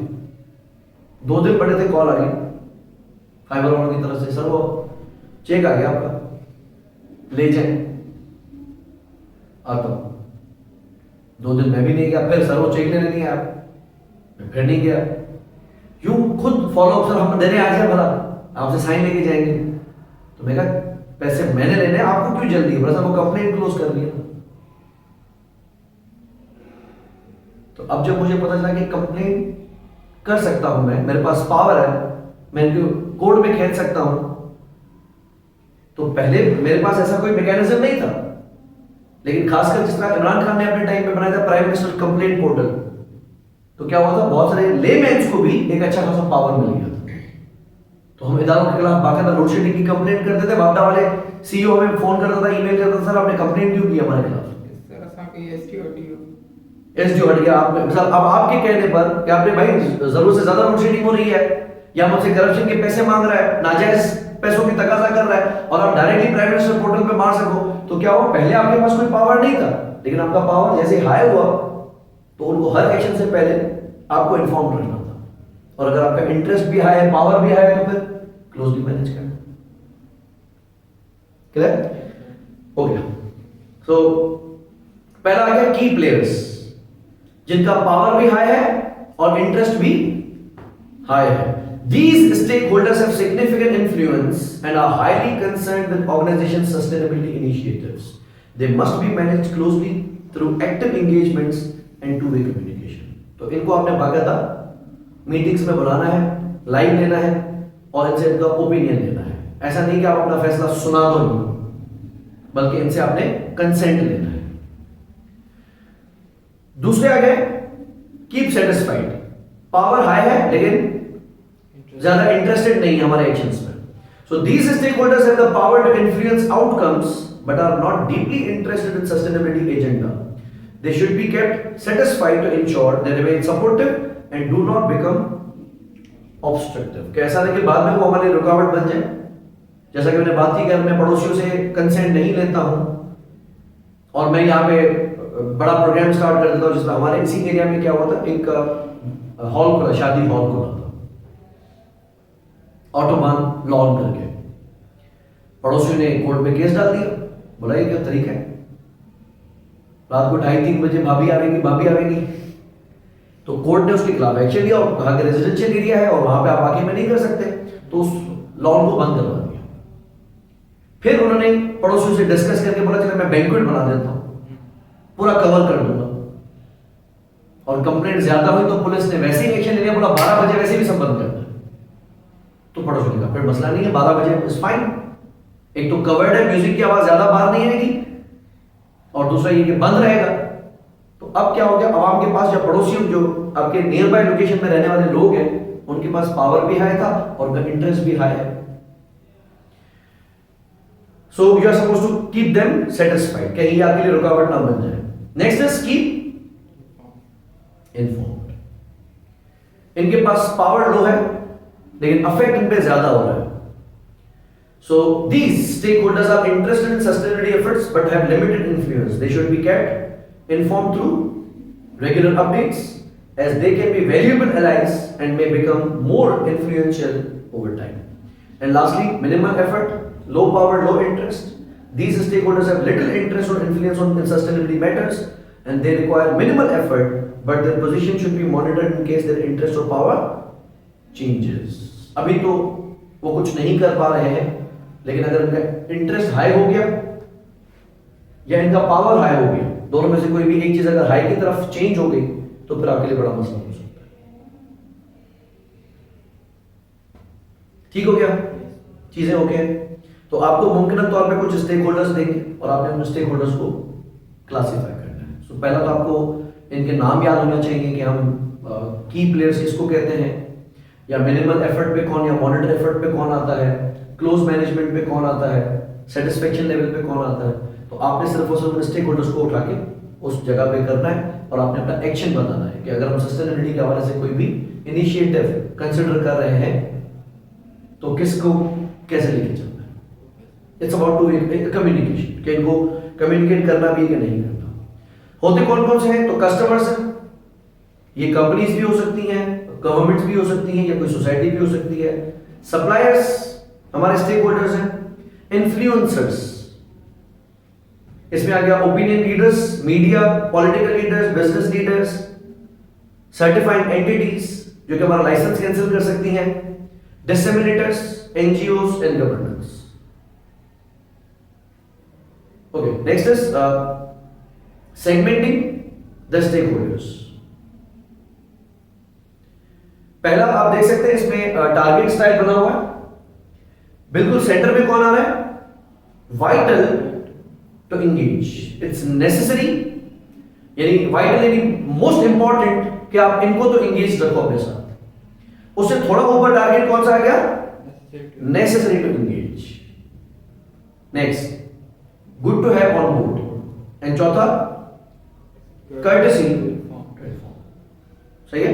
तो वाइटल टू एंगेज वही हमारी पैरामाउंट इंपॉर्टेंस होगी कि इनके परमिशन के बगैर हमें कुछ नहीं करना चाहिए। ये हमारे की प्लेयर्स हो गए। दूसरे आगे नेसेसरी टू एंगेज, जिनके पास पावर हाई है, सही है, तो उनको हम एंगेज करेंगे जरूर अपने साथ। उसके बाद आगे good to have on board, जिनका इंटरेस्ट हाई है। और लास्ट आ गया कर्टेसी, बस ये भी मेरी तरफ से मोहब्बत है कि मैं आपको बता रहा हूं और जरूरत इस बात की भी नहीं थी। Okay, segments vital to engage. These are stakeholders whose participation is crucial for success or failure of the change. तो अगर आप सस्टेनेबिलिटी के हवाले से कोई इंप्लीमेंटेशन ले रहे हैं तो इनका आपके साथ कनेक्टेड होना बहुत जरूरी है। मिसाल देता हूं, अगर हम सोचते हैं कि हमारी कॉलेजेस की तरह मंथली असेसमेंट्स होंगी, मिड टर्म्स होंगे, फाइनल मॉक्स होंगे, उनको चेक किया जाएगा और प्रॉपर मार्किंग की जाएगी और हम भी सीए के स्टूडेंट्स की मार्कशीट्स बनाएंगे और एग्जाम परफॉर्मेंस से पहले बता देंगे कि कौन पास होने वाला है, कौन फेल होने वाला है। अगर हम ये अपनी तरफ से एक इनिशिएटिव लेना चाहें तो टीचर्स को इन्वॉल्व करने की जरूरत है क्या? टीचर्स अगर एग्री नहीं है, वो बोलेंगे हमारे पास टाइम ही नहीं है टेस्ट बनाने का, हम कहां से चेक करेंगे, सारा दिन तो क्लासेस में रहते हैं, हम नहीं मैनेज कर सकते। तो अगर उनको एंगेज किए बगैर हम कोई एक्शन इंप्लीमेंट करना चाहेंगे तो फेल हो जाएगा। तो आपके जो एम्प्लॉइज हैं, आपके जो टीचर्स हैं, आपके जो मैनेजमेंट के लोग हैं, उन सबको एंगेज करना वाइटल है। तो सस्टेनेबिलिटी के हवाले से अगर कोई भी आप एक्शन ले रहे हैं तो कुछ स्टेक होल्डर्स को एंगेज करना वाइटल है। दूसरा क्या? Necessary. These stakeholders must take part in order to contribute to the desired impact. तीसरा क्या? Good to have on board. Those people who, if participate, will ensure that the result is better or more comprehensive and more comprehensive. Lastly, courtesy to inform those whose degree of participation does not condition the success of the initiative and as a result their involvement would not be sought. तो इनसे permission लेने की जरूरत नहीं, इनको फिर बताया जाएगा कि हम सस्टेनेबिलिटी के हवाले से ये काम करें। तो अगर एक बिजनेस प्लास्टिक बैग्स को अपने तमाम सुपर स्टोर के आउटलेट से खत्म कर रहा है, एक बैंक है जो कि कह रहा है कि आप एटीएम कार्ड दे रहे हैं ना, ये प्लास्टिक से बनता है और हर 2-3 साल के बाद ये कार्ड एक्सपायर हो जाता है, बाज लोगों का मिसप्लेस हो जाता है। तो हम सस्टेनेबिलिटी इनिशिएटिव्स के लिए एटीएम कार्ड फिजिकल फॉर्मेट में देना बंद कर रहे हैं।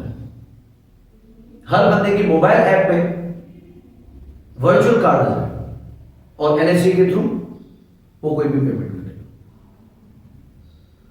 या अकाउंट खोलने के लिए हम कस्टमर से डॉक्यूमेंट्स पे साइन नहीं करवाएंगे, नो पेपर इन्वॉल्वमेंट। या अगर कोई कस्टमर हमसे बैंक स्टेटमेंट निकलवाता है तो हम उसको स्टेटमेंट प्रिंट करके नहीं देंगे, हम उसको ईमेल ही करेंगे। जिस तरह रिसेंटली आपने देखा होगा हेस्को के बिल्स, पहले ना A4 साइज पे हेस्को का बिल आता था वापडा का, अब कितना SSGC का भी बिल इतना हो गया। और बात तो आपको कहते हैं कि बिल नहीं क्यों ले रहे हो मुझसे, ईमेल पे ले लो। सही। तो अगर हम ये कहते हैं कि अब हम अपने कस्टमर्स को फिजिकल फॉर्म में बिल भेजेंगे नहीं, PDF में व्हाट्सएप कर देंगे और ईमेल कर देंगे और बैंक की तरफ से मैसेज चला जाएगा डेडलाइन का, तो क्या हम ऐसा करेंगे? इसमें पहला काम, लॉ क्या कहता है? अगर कोई कस्टमर डेडलाइन तक बिल नहीं भरता, गिविंग एन एक्सक्यूज कि मेरे पास तो व्हाट्सएप ही नहीं है, ईमेल तो है ही नहीं मेरे पास बिल आता है मैं उसको जमा करवाता हूं, तो क्या हमारी कंपनी से पेनल्टी ले पाएगी? अगर लॉ कहता है कि नहीं, आपने उसको फिजिकल फॉर्मेट में देना ही देना था, तो फिर उस लीगल सिस्टम को, उन कोर्ट्स को, उन एडवोकेट्स को हमारे साथ इन्वॉल्व होना पड़ेगा और कस्टमर्स को भी इसमें इन्वॉल्व करना जरूरी है। So they are vital to engage. अगर वो कंसेंट नहीं देते तो अभी बहुत सारी कंपनीज क्या करती है, पहले फोन करती है, PDCL वाले फोन करते हैं और कहते हैं कि अगर आप हमसे ई बिलिंग की तरफ आ जाओ, हम आपके घर पे बिल ना भेजें। अगर आप इस बात पे एग्री करें, हम अक्सर जो एग्री करता है उसकी ईमेल पे बिल आता है, उसके घर पे कुरियर पे बिल नहीं आता, कुरियर के चार्जेस भी बच जाते हैं, प्रिंटिंग भी बच जाती है, पेपर भी नहीं पड़ता। फिर तो हमने देखना है कि कौन से वाइटल है और कौन से नेसेसरी है, कौन से good to have on board है और कौन से सिर्फ कर्टेसी टू इन्फॉर्म। बस ठीक है। इसके बाद जो आगे की बात है वो सिर्फ वही बताया हुआ है कि कौन कौन से स्टेक होल्डर्स होते हैं। लास्टली आ जाए जो हम इससे पहले चीज पढ़ भी चुके हैं, PPP वाली, 3 पिलर्स ऑफ सस्टेनेबिलिटी। बोर्ड में देख सकते हैं, it's people, planet and profits. बराबर में महल बना हुआ है, एक उसका फाउंडेशन खड़ा है सोशल, दूसरा खड़ा है एनवायरमेंटल और तीसरा खड़ा है इकोनॉमिक। और सबसे टॉप पे जो छत खड़ी है इन तीनों पिलर्स पे, वो सस्टेनेबिलिटी की छत है। So it says the 3-pillar model aims to provide a balanced and holistic perspective on sustainability, emphasizing that societies can achieve economic growth while meeting the needs of their citizens and protecting the natural ecosystem. If we think of sustainability as the roof of a building that protects its occupants, you see that it takes all 3 pillars to hold it up. And these pillars are not independent. Each supports and influences the other. So sometimes people summarize them with the words like people, planet and profits. Weakness in any one pillar puts the roof in danger of collapsing. First pillar, definition देखिए, environmental sustainability यानी planet refers to the systematic management of natural resources to prevent the ecosystem degradation and ensure that environment continues to provide the necessary resources and services for present and future generation. तो sustainability का ख्याल करने के लिए आपने सबसे पहले environment को प्रोटेक्ट करना है। तो जो नेचुरल रिसोर्सेज है आपने उसके यूज को ऑप्टिमाइज करना है। Purpose, the primary purpose of environmental sustainability is to conserve the ecosystem of the earth to sustain life. It ensures that natural capital such as forests, water bodies and biodiversity is not depleted beyond its capacity to regenerate. तो कहीं उसको बंजर ना कर देना कि यदि खत्म हो जाए कि वो दोबारा प्रोड्यूस ही ना हो सके। So environmental degradation, if left unchecked, may lead to health problems, loss of livelihoods and climate-related disasters. तो ये habitats को डिस्टर्ब कर सकती है, क्लाइमेट्स को डिस्टर्ब कर सकती है और हेल्थ प्रॉब्लम्स क्रिएट कर सकती है। एनवायरमेंटल फुटप्रिंट लफ्ज याद है? ये आपकी कार्बन फुटप्रिंट्स हैं, यानी आपकी कंपनी ने एनवायरनमेंट से जितने भी रिसोर्सेज आज तक कंज्यूम किए हैं वो आपकी छाप है, इसको हम एनवायरमेंटल फुटप्रिंट्स कहते हैं। So every economic activity has an environmental impact and that effect is known as environmental footprint. This environmental footprint is mostly harmful and mitigating it requires proactive and sustainable efforts. Key environmental threats and corresponding initiatives may include पहला pollution. We all know pollution. हम बचपन से social studies वगैरह में यही पढ़ते आए हैं कि आपकी फैक्ट्रीज के इस्तेमाल के थ्रू अक्सर क्या होता है, एनवायरनमेंट को पल्यूट किया जाता है, एयर क्वालिटी खराब की जाती है, अक्सर लोगों को प्रॉब्लम्स होती हैं, ब्रीदिंग इशू, अस्थमा होता है या लंग्स का प्रॉब्लम होता है just because you are polluting the environment. तो आपकी कंपनी को इस बात की कोशिश करनी है कि आपने एनवायरनमेंट को पोल्यूट नहीं करना। दूसरा है क्लाइमेट चेंज, कि अगर आपकी हरकतों की वजह से क्लाइमेट अफेक्ट हो रहा है तो उसको भी आपने मिटिगेट करना है। तीसरा आ गया लॉस ऑफ बायोडाइवर्सिटी, कि जो भी एनिमल्स है या जो उनके हैबिटेट्स हैं, जो वाइल्ड लाइफ है, आपने उनको डिस्टर्ब नहीं करना है। तो जहां वो रह रहे हैं you are suppose to protect their life. हम ये बात सुन रहे थे कि चिड़ियाएं होती थी ना जो घरों में ज्यादा आया करती थी। मैं कुछ दिन पहले एक न्यूज आई थी कि एक बर्ड जो दुनिया में हर घर में पाया जाता था अब बेयरली नजर आता है। इसी तरीके से टाइगर्स भी हमने दुनिया से खत्म कर दिए, पांडास एक्सटिंक्ट होने को आ गए। एक मूवी में तो ये भी आया था कि जब तक लास्ट हनी बी जिंदा रहेगी तब तक ये दुनिया चलेगी, लेकिन जिस दिन दुनिया से हनी बीज खत्म हो गई ये दुनिया खत्म हो जाएगी। तो रेडिएशंस की वजह से, सिग्नल्स के टॉवर्स की वजह से हमने बड़ा डिस्टर्ब किया है इन रेडिएशंस की वजह से लाइफ को, जो भी एनिमल की लाइफ है।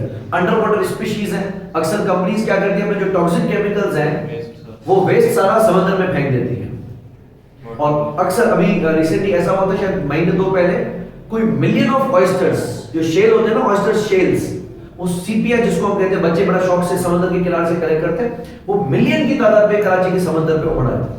वो बाकायदा क्रेन के थ्रू उसको निकाल के बाहर किया गया था। उनको बाहर आने की जरूरत क्या है? द रीजन इज कि we are disturbing their life. तो ना हमने पानी के अंदर किसी को छोड़ा है, अक्सर प्लास्टिक बॉटल्स छोड़ी जाती हैं, नेट फंसाया जाता है, तो कभी कभी खबरें आती हैं कि उनकी जाली फंसी हुई है किसी मछली के जबड़े में। हमने उनकी जिंदगी जहर की हुई है। फिर जो जंगलात हैं उन जानवरों को भी हमने नहीं रहने दिया। कहीं हिरन रहते हैं तो उनका भी शिकार हम करके आ जाते हैं, बर्ड्स हैं तो बर्ड्स को भी हमने नहीं जीने दिया, उनको भी पिंजरों में बंद कर दिया। तो एक इंसान को दिमाग क्या आ गया कि उसने तो सबको जीना हराम किया हुआ है, पानी तो पानी हम नहीं बचने दे रहे। तो ये कंपनीज को एनवायरनमेंट प्रोटेक्ट करना है। तो कोई भी ऐसा एक्शन जो इन चीजों को, बायोडाइवर्सिटी को लॉस कर रहा है, आपने उसको प्रोटेक्ट करना है। And over exploitation of natural resources, so it is inevitable. जाहिर सी बात है, जो ग्राउंड वाटर आप यूज करोगे, पेट्रोल आप यूज करोगे, कोयला है आपने यूज करना है, लेकिन लिमिट में, इतना ओवर यूज ना किया जाए कि वो खत्म हो जाए। Next is excessive waste and unsustainable consumption. जो वेस्ट प्रोडक्शन है वो अल्टीमेटली जलाई जाती है। तो बास कंट्रीज में क्या किया जाता है, उस वेस्ट को जमीन में गाड़ दिया जाता है और वो कुछ टाइम के बाद फिर एक ऑयल बन के सामने आता है। और कुछ कंट्रीज में, जिसमें पाकिस्तान भी शामिल है, हम कचरे के ढेर को पकड़ के आग लगा देते हैं और वो जो प्लास्टिक जलता है उससे बड़ा नुकसान होता है। तो आपकी कंपनी ने ऐसा वेस्ट प्रोड्यूस नहीं करना। कुछ कंपनीज ने फैब्रिक, शायद खादी वगैरह, किसी ने क्या किया था कि उन्होंने जिस बैग में अपने कपड़े दे रहे थे ना, उसके बाहर लिख दिया था कि ये ग्रीन बैग है, आपने क्या करना है, इस बैग को फाड़ना है और जमीन में डालते जाना है, क्योंकि इसमें हमने सीड्स डाल दी है और इसमें से प्लांट्स निकल आएंगे। बाइको पेट्रोल पंप ने बीच में एक कैंपेन स्टार्ट की थी कि जब आप पेट्रोल डलवाते तो आपको एक सीड्स का बैग देते थे, वो पाउच फ्री में, और कहते थे कि आप घर पे जाके कहीं भी इन प्लांट्स को, सीड्स को फेंक देना, बस उसमें से प्लांट्स निकल आएंगे। तो ये वो कवर करने की कोशिश कर रहे होते हैं। सो एक्सेसिव वेस्ट आपने प्रोड्यूस नहीं करना। अगर आपका कोई ऐसा है तो आप उसका सब्स्टिट्यूट कर सकते हो। एंड अनसस्टेनेबल एग्रीकल्चरल प्रैक्टिसेस, कोई ऐसी चीजें जो जमीन को बंजर कर देंगी। मैंने कल बात की थी कि कुछ जमीनों में ऐसे फर्टिलाइजर्स डाले जाते हैं, ऐसे केमिकल्स डाले जाते हैं, वो सप्लीमेंट्स की तरह काम करते हैं। फिलहाल तो फसल बहुत आउट क्लास आ जाती है, आपको पैसे अच्छे मिल जाएंगे, लेकिन वो जमीन की जो कल्टीवेशन कैपेसिटी है वो खत्म कर देती है। और अगर जमीनें बंजर होती चलेगी तो लॉन्ग रन में हमारे लिए एग्रीकल्चरल प्रॉब्लम्स क्रिएट हो जाएंगे। सो ये आ गया हमारा इकोनॉमिक। दूसरा क्या, the second pillar is social sustainability. Social sustainability refers to the capacity of society to maintain and uphold the well-being of its people by ensuring equal access to basic needs, protecting human rights, promoting social equity, and encouraging community resilience. It emphasizes fairness, justice, and dignity for all individuals regardless of their background or identity. तो जो racism होती है, हमारे यहाँ भी एक बड़ा जहन बना था कि शाह साहब है तो मतलब कोई बड़ी चीज हो गई, ठीक है, या इस तरीके से अगर कोई फेयर कलर का है, गोरा है तो कोई बड़ी चीज हो गई। तो अक्सर हमारे यहाँ खानदान पूछे जाते थे कि आपका कौन सा खानदान है, तो कुछ जातों को बड़ा प्रीमियम माना जाता है और कुछ जातों को बिल्कुल लो माना जाता है कि ये शेड्यूल कास्ट है, ये हल्की जात है, इनसे रिश्ते नहीं किए जाते, इनके साथ बिजनेस नहीं किया जाता। लेकिन हम अब इस बात में कि रेसिज्म को खत्म करो, कलर के बेसिस पे, कास्ट के बेसिस पे, एथनिसिटी कि असल आप किस इलाके से ताल्लुक रखते हैं उसके बेसिस पे, रिलीजन के बेसिस पे आप लोगों को डिस्क्रिमिनेट ना करो। क्योंकि अगर आपने डिस्क्रिमिनेट किया और ऑन दैट बेसिस आपने अपने डिसीजंस देना शुरू किए, आपने लॉ सेट शुरू करना शुरू किए, क्योंकि कुछ के लिए देखे ना कवानीन अलग होते हैं और कुछ लोगों के लिए कवानीन अलग है, ऐसा नहीं होना चाहिए। There should be fairness, a social justice. तो आपकी कंपनी ने जहां एनवायरनमेंट को प्रोटेक्ट करना है वहां लोगों का भी ख्याल करना है। इक्वल अपॉर्चुनिटी, जेंडर पे आपने बायसनेस नहीं रखनी है। चाइल्ड लेबर से आपने काम नहीं लेना, क्योंकि अगर बच्चों से आपने काम ले लिया तो वो जिंदगी में ग्रो नहीं कर पाएंगे, वो सारी जिंदगी इसी छोटे से काम पर लगे रहेंगे, वो एजुकेट नहीं हो पाएंगे।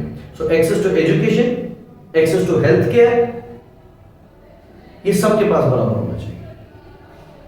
Purpose. The purpose of social sustainability is to create cohesive societies where individuals can thrive. It aims to reduce inequality, ensure social justice, and creating systems in which people feel empowered, secure, and connected. A socially sustainable society supports the health, education, safety, and cultural needs of its population. Clear है? अच्छा, क्या क्या चीजें होंगी? पहला, आपने poverty and social inequality को eliminate करना है। ऐसा नहीं होना चाहिए कि वेल्थ कुछ लोगों के पास ज्यादा हो और कुछ लोगों के पास बिल्कुल ना हो। That should be Fairlie divided. दूसरा, सोशल एक्सक्लूजन और इनजस्टिस। तो जेंडर के बेसिस पे, एथनिसिटी के बेसिस पे, डिसेबिलिटी के बेसिस पे आपने उनको एक्सक्लूड नहीं करना। एक चीज, कभी आप अब्रॉड जाना होगा किसी को, इफ यू एवर, आप देखोगे कि वहां डिसेबल्ड पीपल के लिए कितनी फैसिलिटीज है। हमारे यहां जब बैंक या एटीएम बनाया जाता है ना, वहां लाजिम होता है कि that should be accessible for the wheelchair, जो रैंप बनाते हैं, लेकिन इतनी जैसे 90 डिग्री पे रैंप आती है, ये सिर्फ शो करने के लिए, ये एक्चुअली एक्सेसिबल नहीं है। जबकि हमें इनको इंक्लूसिव रखना है कि जो फैसिलिटीज एक साबुत बंदा जो जिसकी टांगे वांगे सही हैं वो एक्सेस कर सकता है, वही सेम सर्विस आप मैकडॉनल्ड्स पे जाएं तो you observe ramp, proper ramp है। तो अगर कोई व्हीलचेयर उठा के मैकडॉनल्ड्स एक्सेस करना चाहेगा ना और उसके वॉशरूम तक जाना चाहेगा तो वॉशरूम हैंडीकैप के लिए अलग बना हुआ होता है।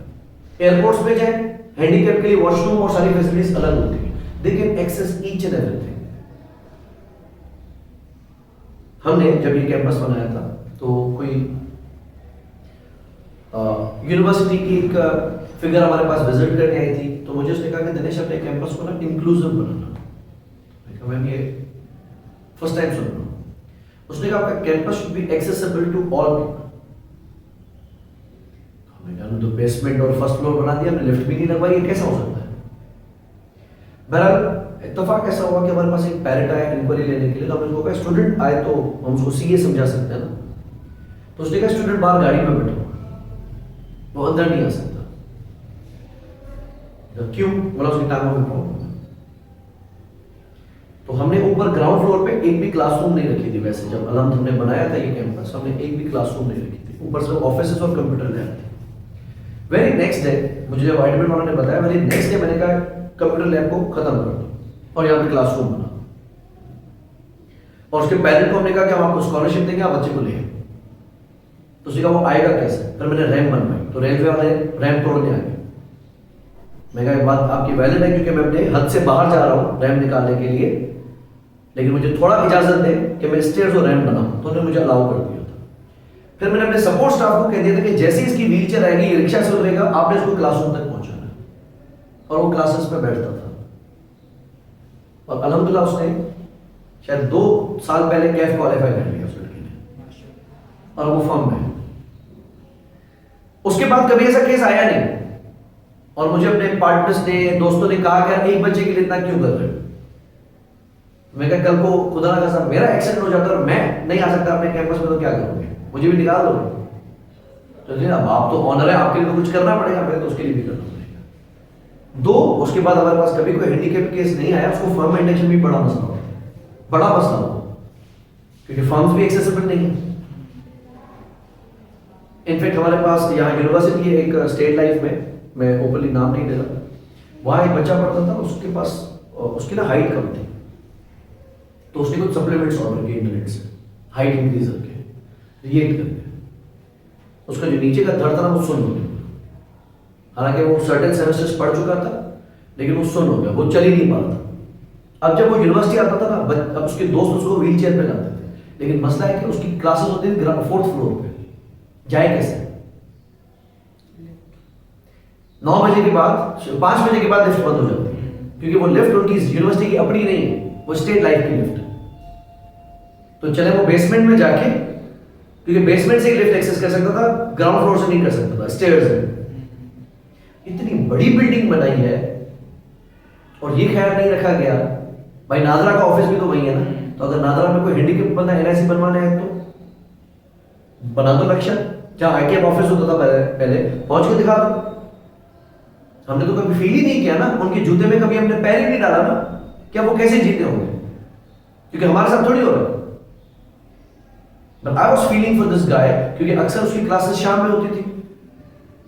अब 609 क्लास है, 9 बजे लिफ्ट बंद, 5 बजे लिफ्ट बंद हो जाती है, अब नीचे कैसे उतरेगा?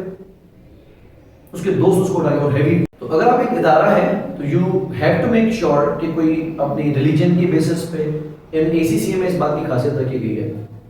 एसीसी के एग्जाम्स होते हैं सीबीईस, कंप्यूटर बेस्ड एग्जाम्स। वो जब एग्जामिनर तक जाते हैं ना, मार्कर तक, तो ना उसमें किसी बच्चे का नाम जाता है, ना उसका कंट्री जाता है, ना उसका रिलीजन जाता है, ना उसकी पिक्चर जाती है, ना उसका रजिस्ट्रेशन नंबर जाता है। एग्जामिनर मार्कर के पास सिर्फ एक पेपर आता है। वो अगर उसके बेटे का भी होगा तो उसको पता नहीं चलेगा, वो उसको मार्क करेगा, सबमिट करेगा। जबकि ऐसा हो सकता था कि अगर कोई इंडियन मार्कर है मिसाल के तौर पर और वो पाकिस्तान की एंटी है, एंड वाइस वर्सा,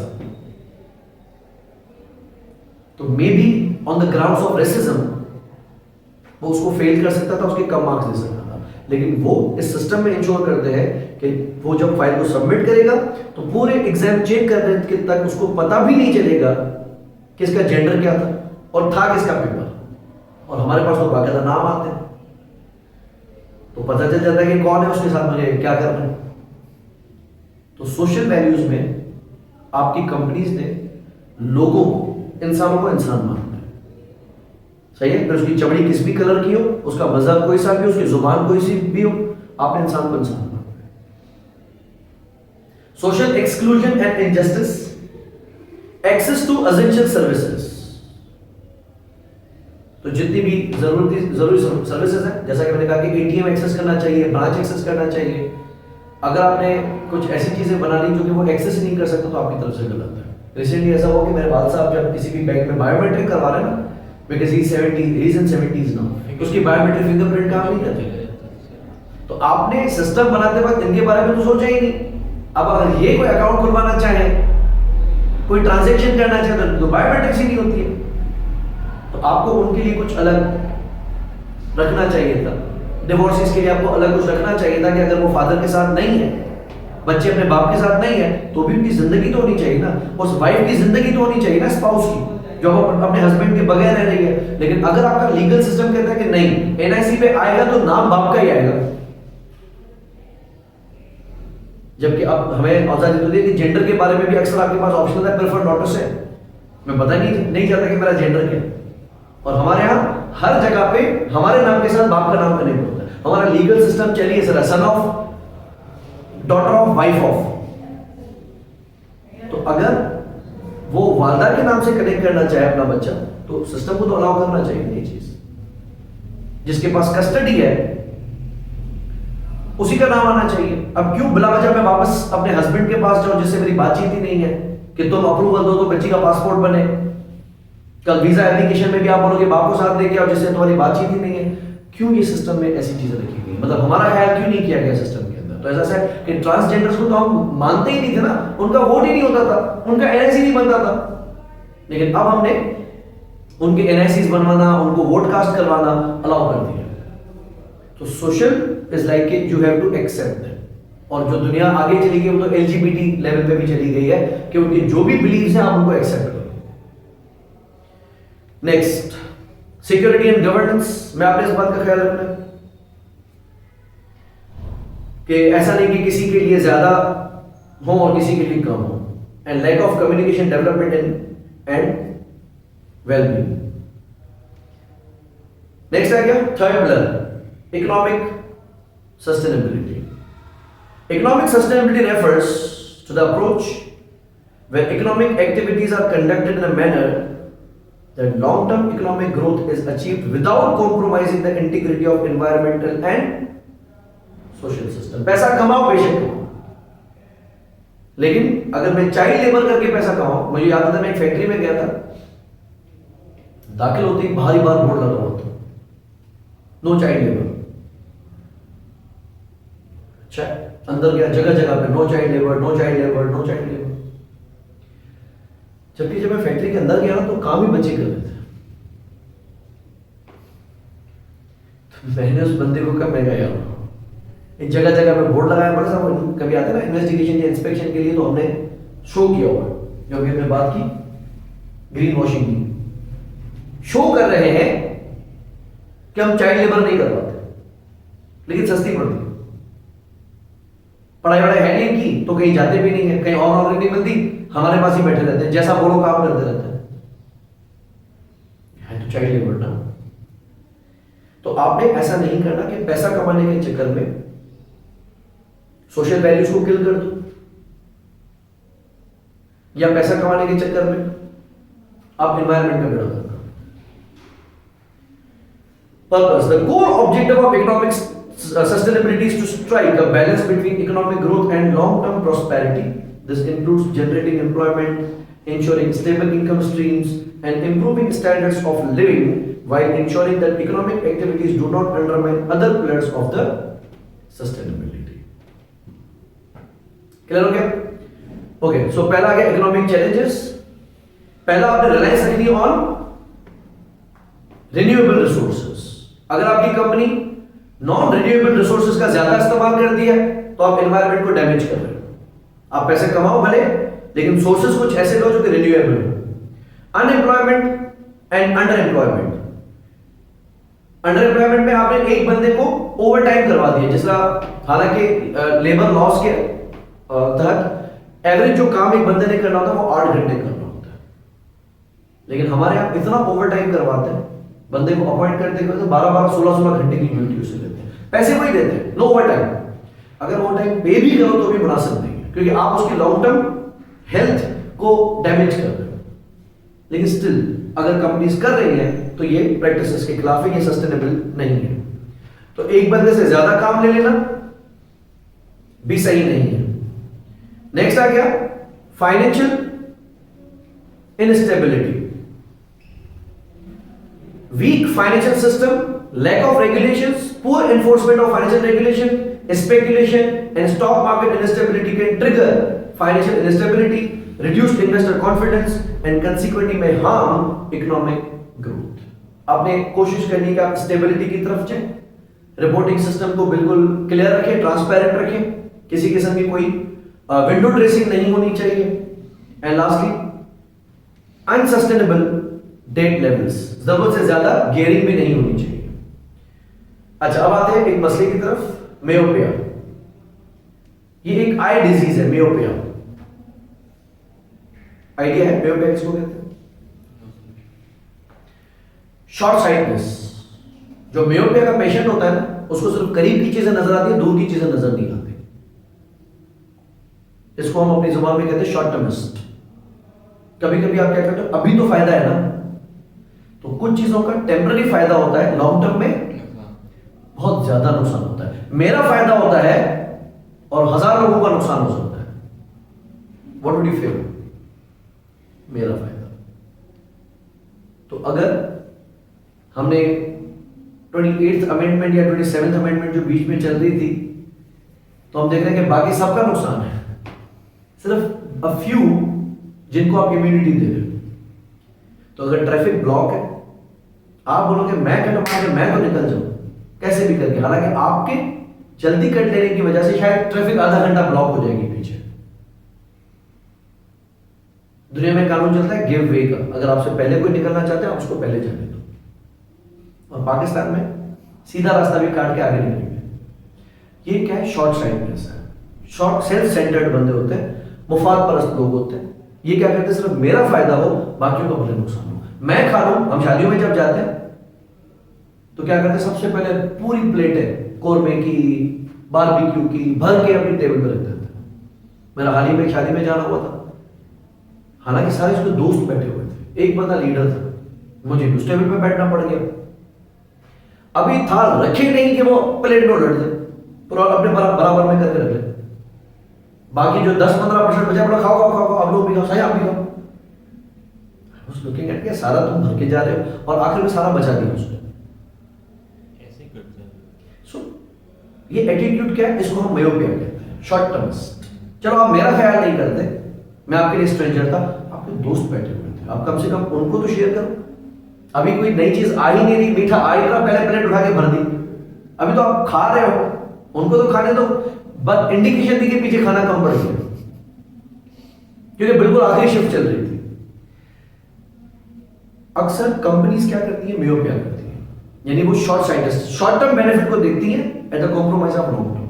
तो ये सस्टेनेबिलिटी के खिलाफ है। हमें क्या करना है, अपनी जरूरतें पूरी करनी है और आइंदा आने वाली नस्लों की जरूरतों के लिए भी बचा के रखना है। क्या पीछे किसी के लिए बचेगा वो भी तो सोचो। तो अक्सर लोगों की आदत होती है खाने से पहले पूछते हैं सबको मिल गया, पड़ोसियों को मिल गया, आपने खा लिया, फिर हम। ऐसा तो सबसे पहले मैं तो खा लूं।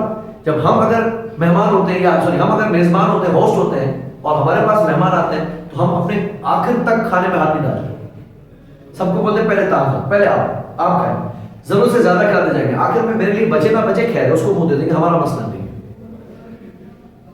जो लॉन्ग टर्म सोचने वाले लोग होते हैं ना, वो अपने मुफाद में नहीं सोचते, वो सबके मुफाद में सोचते हैं। क्या इसको हम कहते हैं मेयोपिया।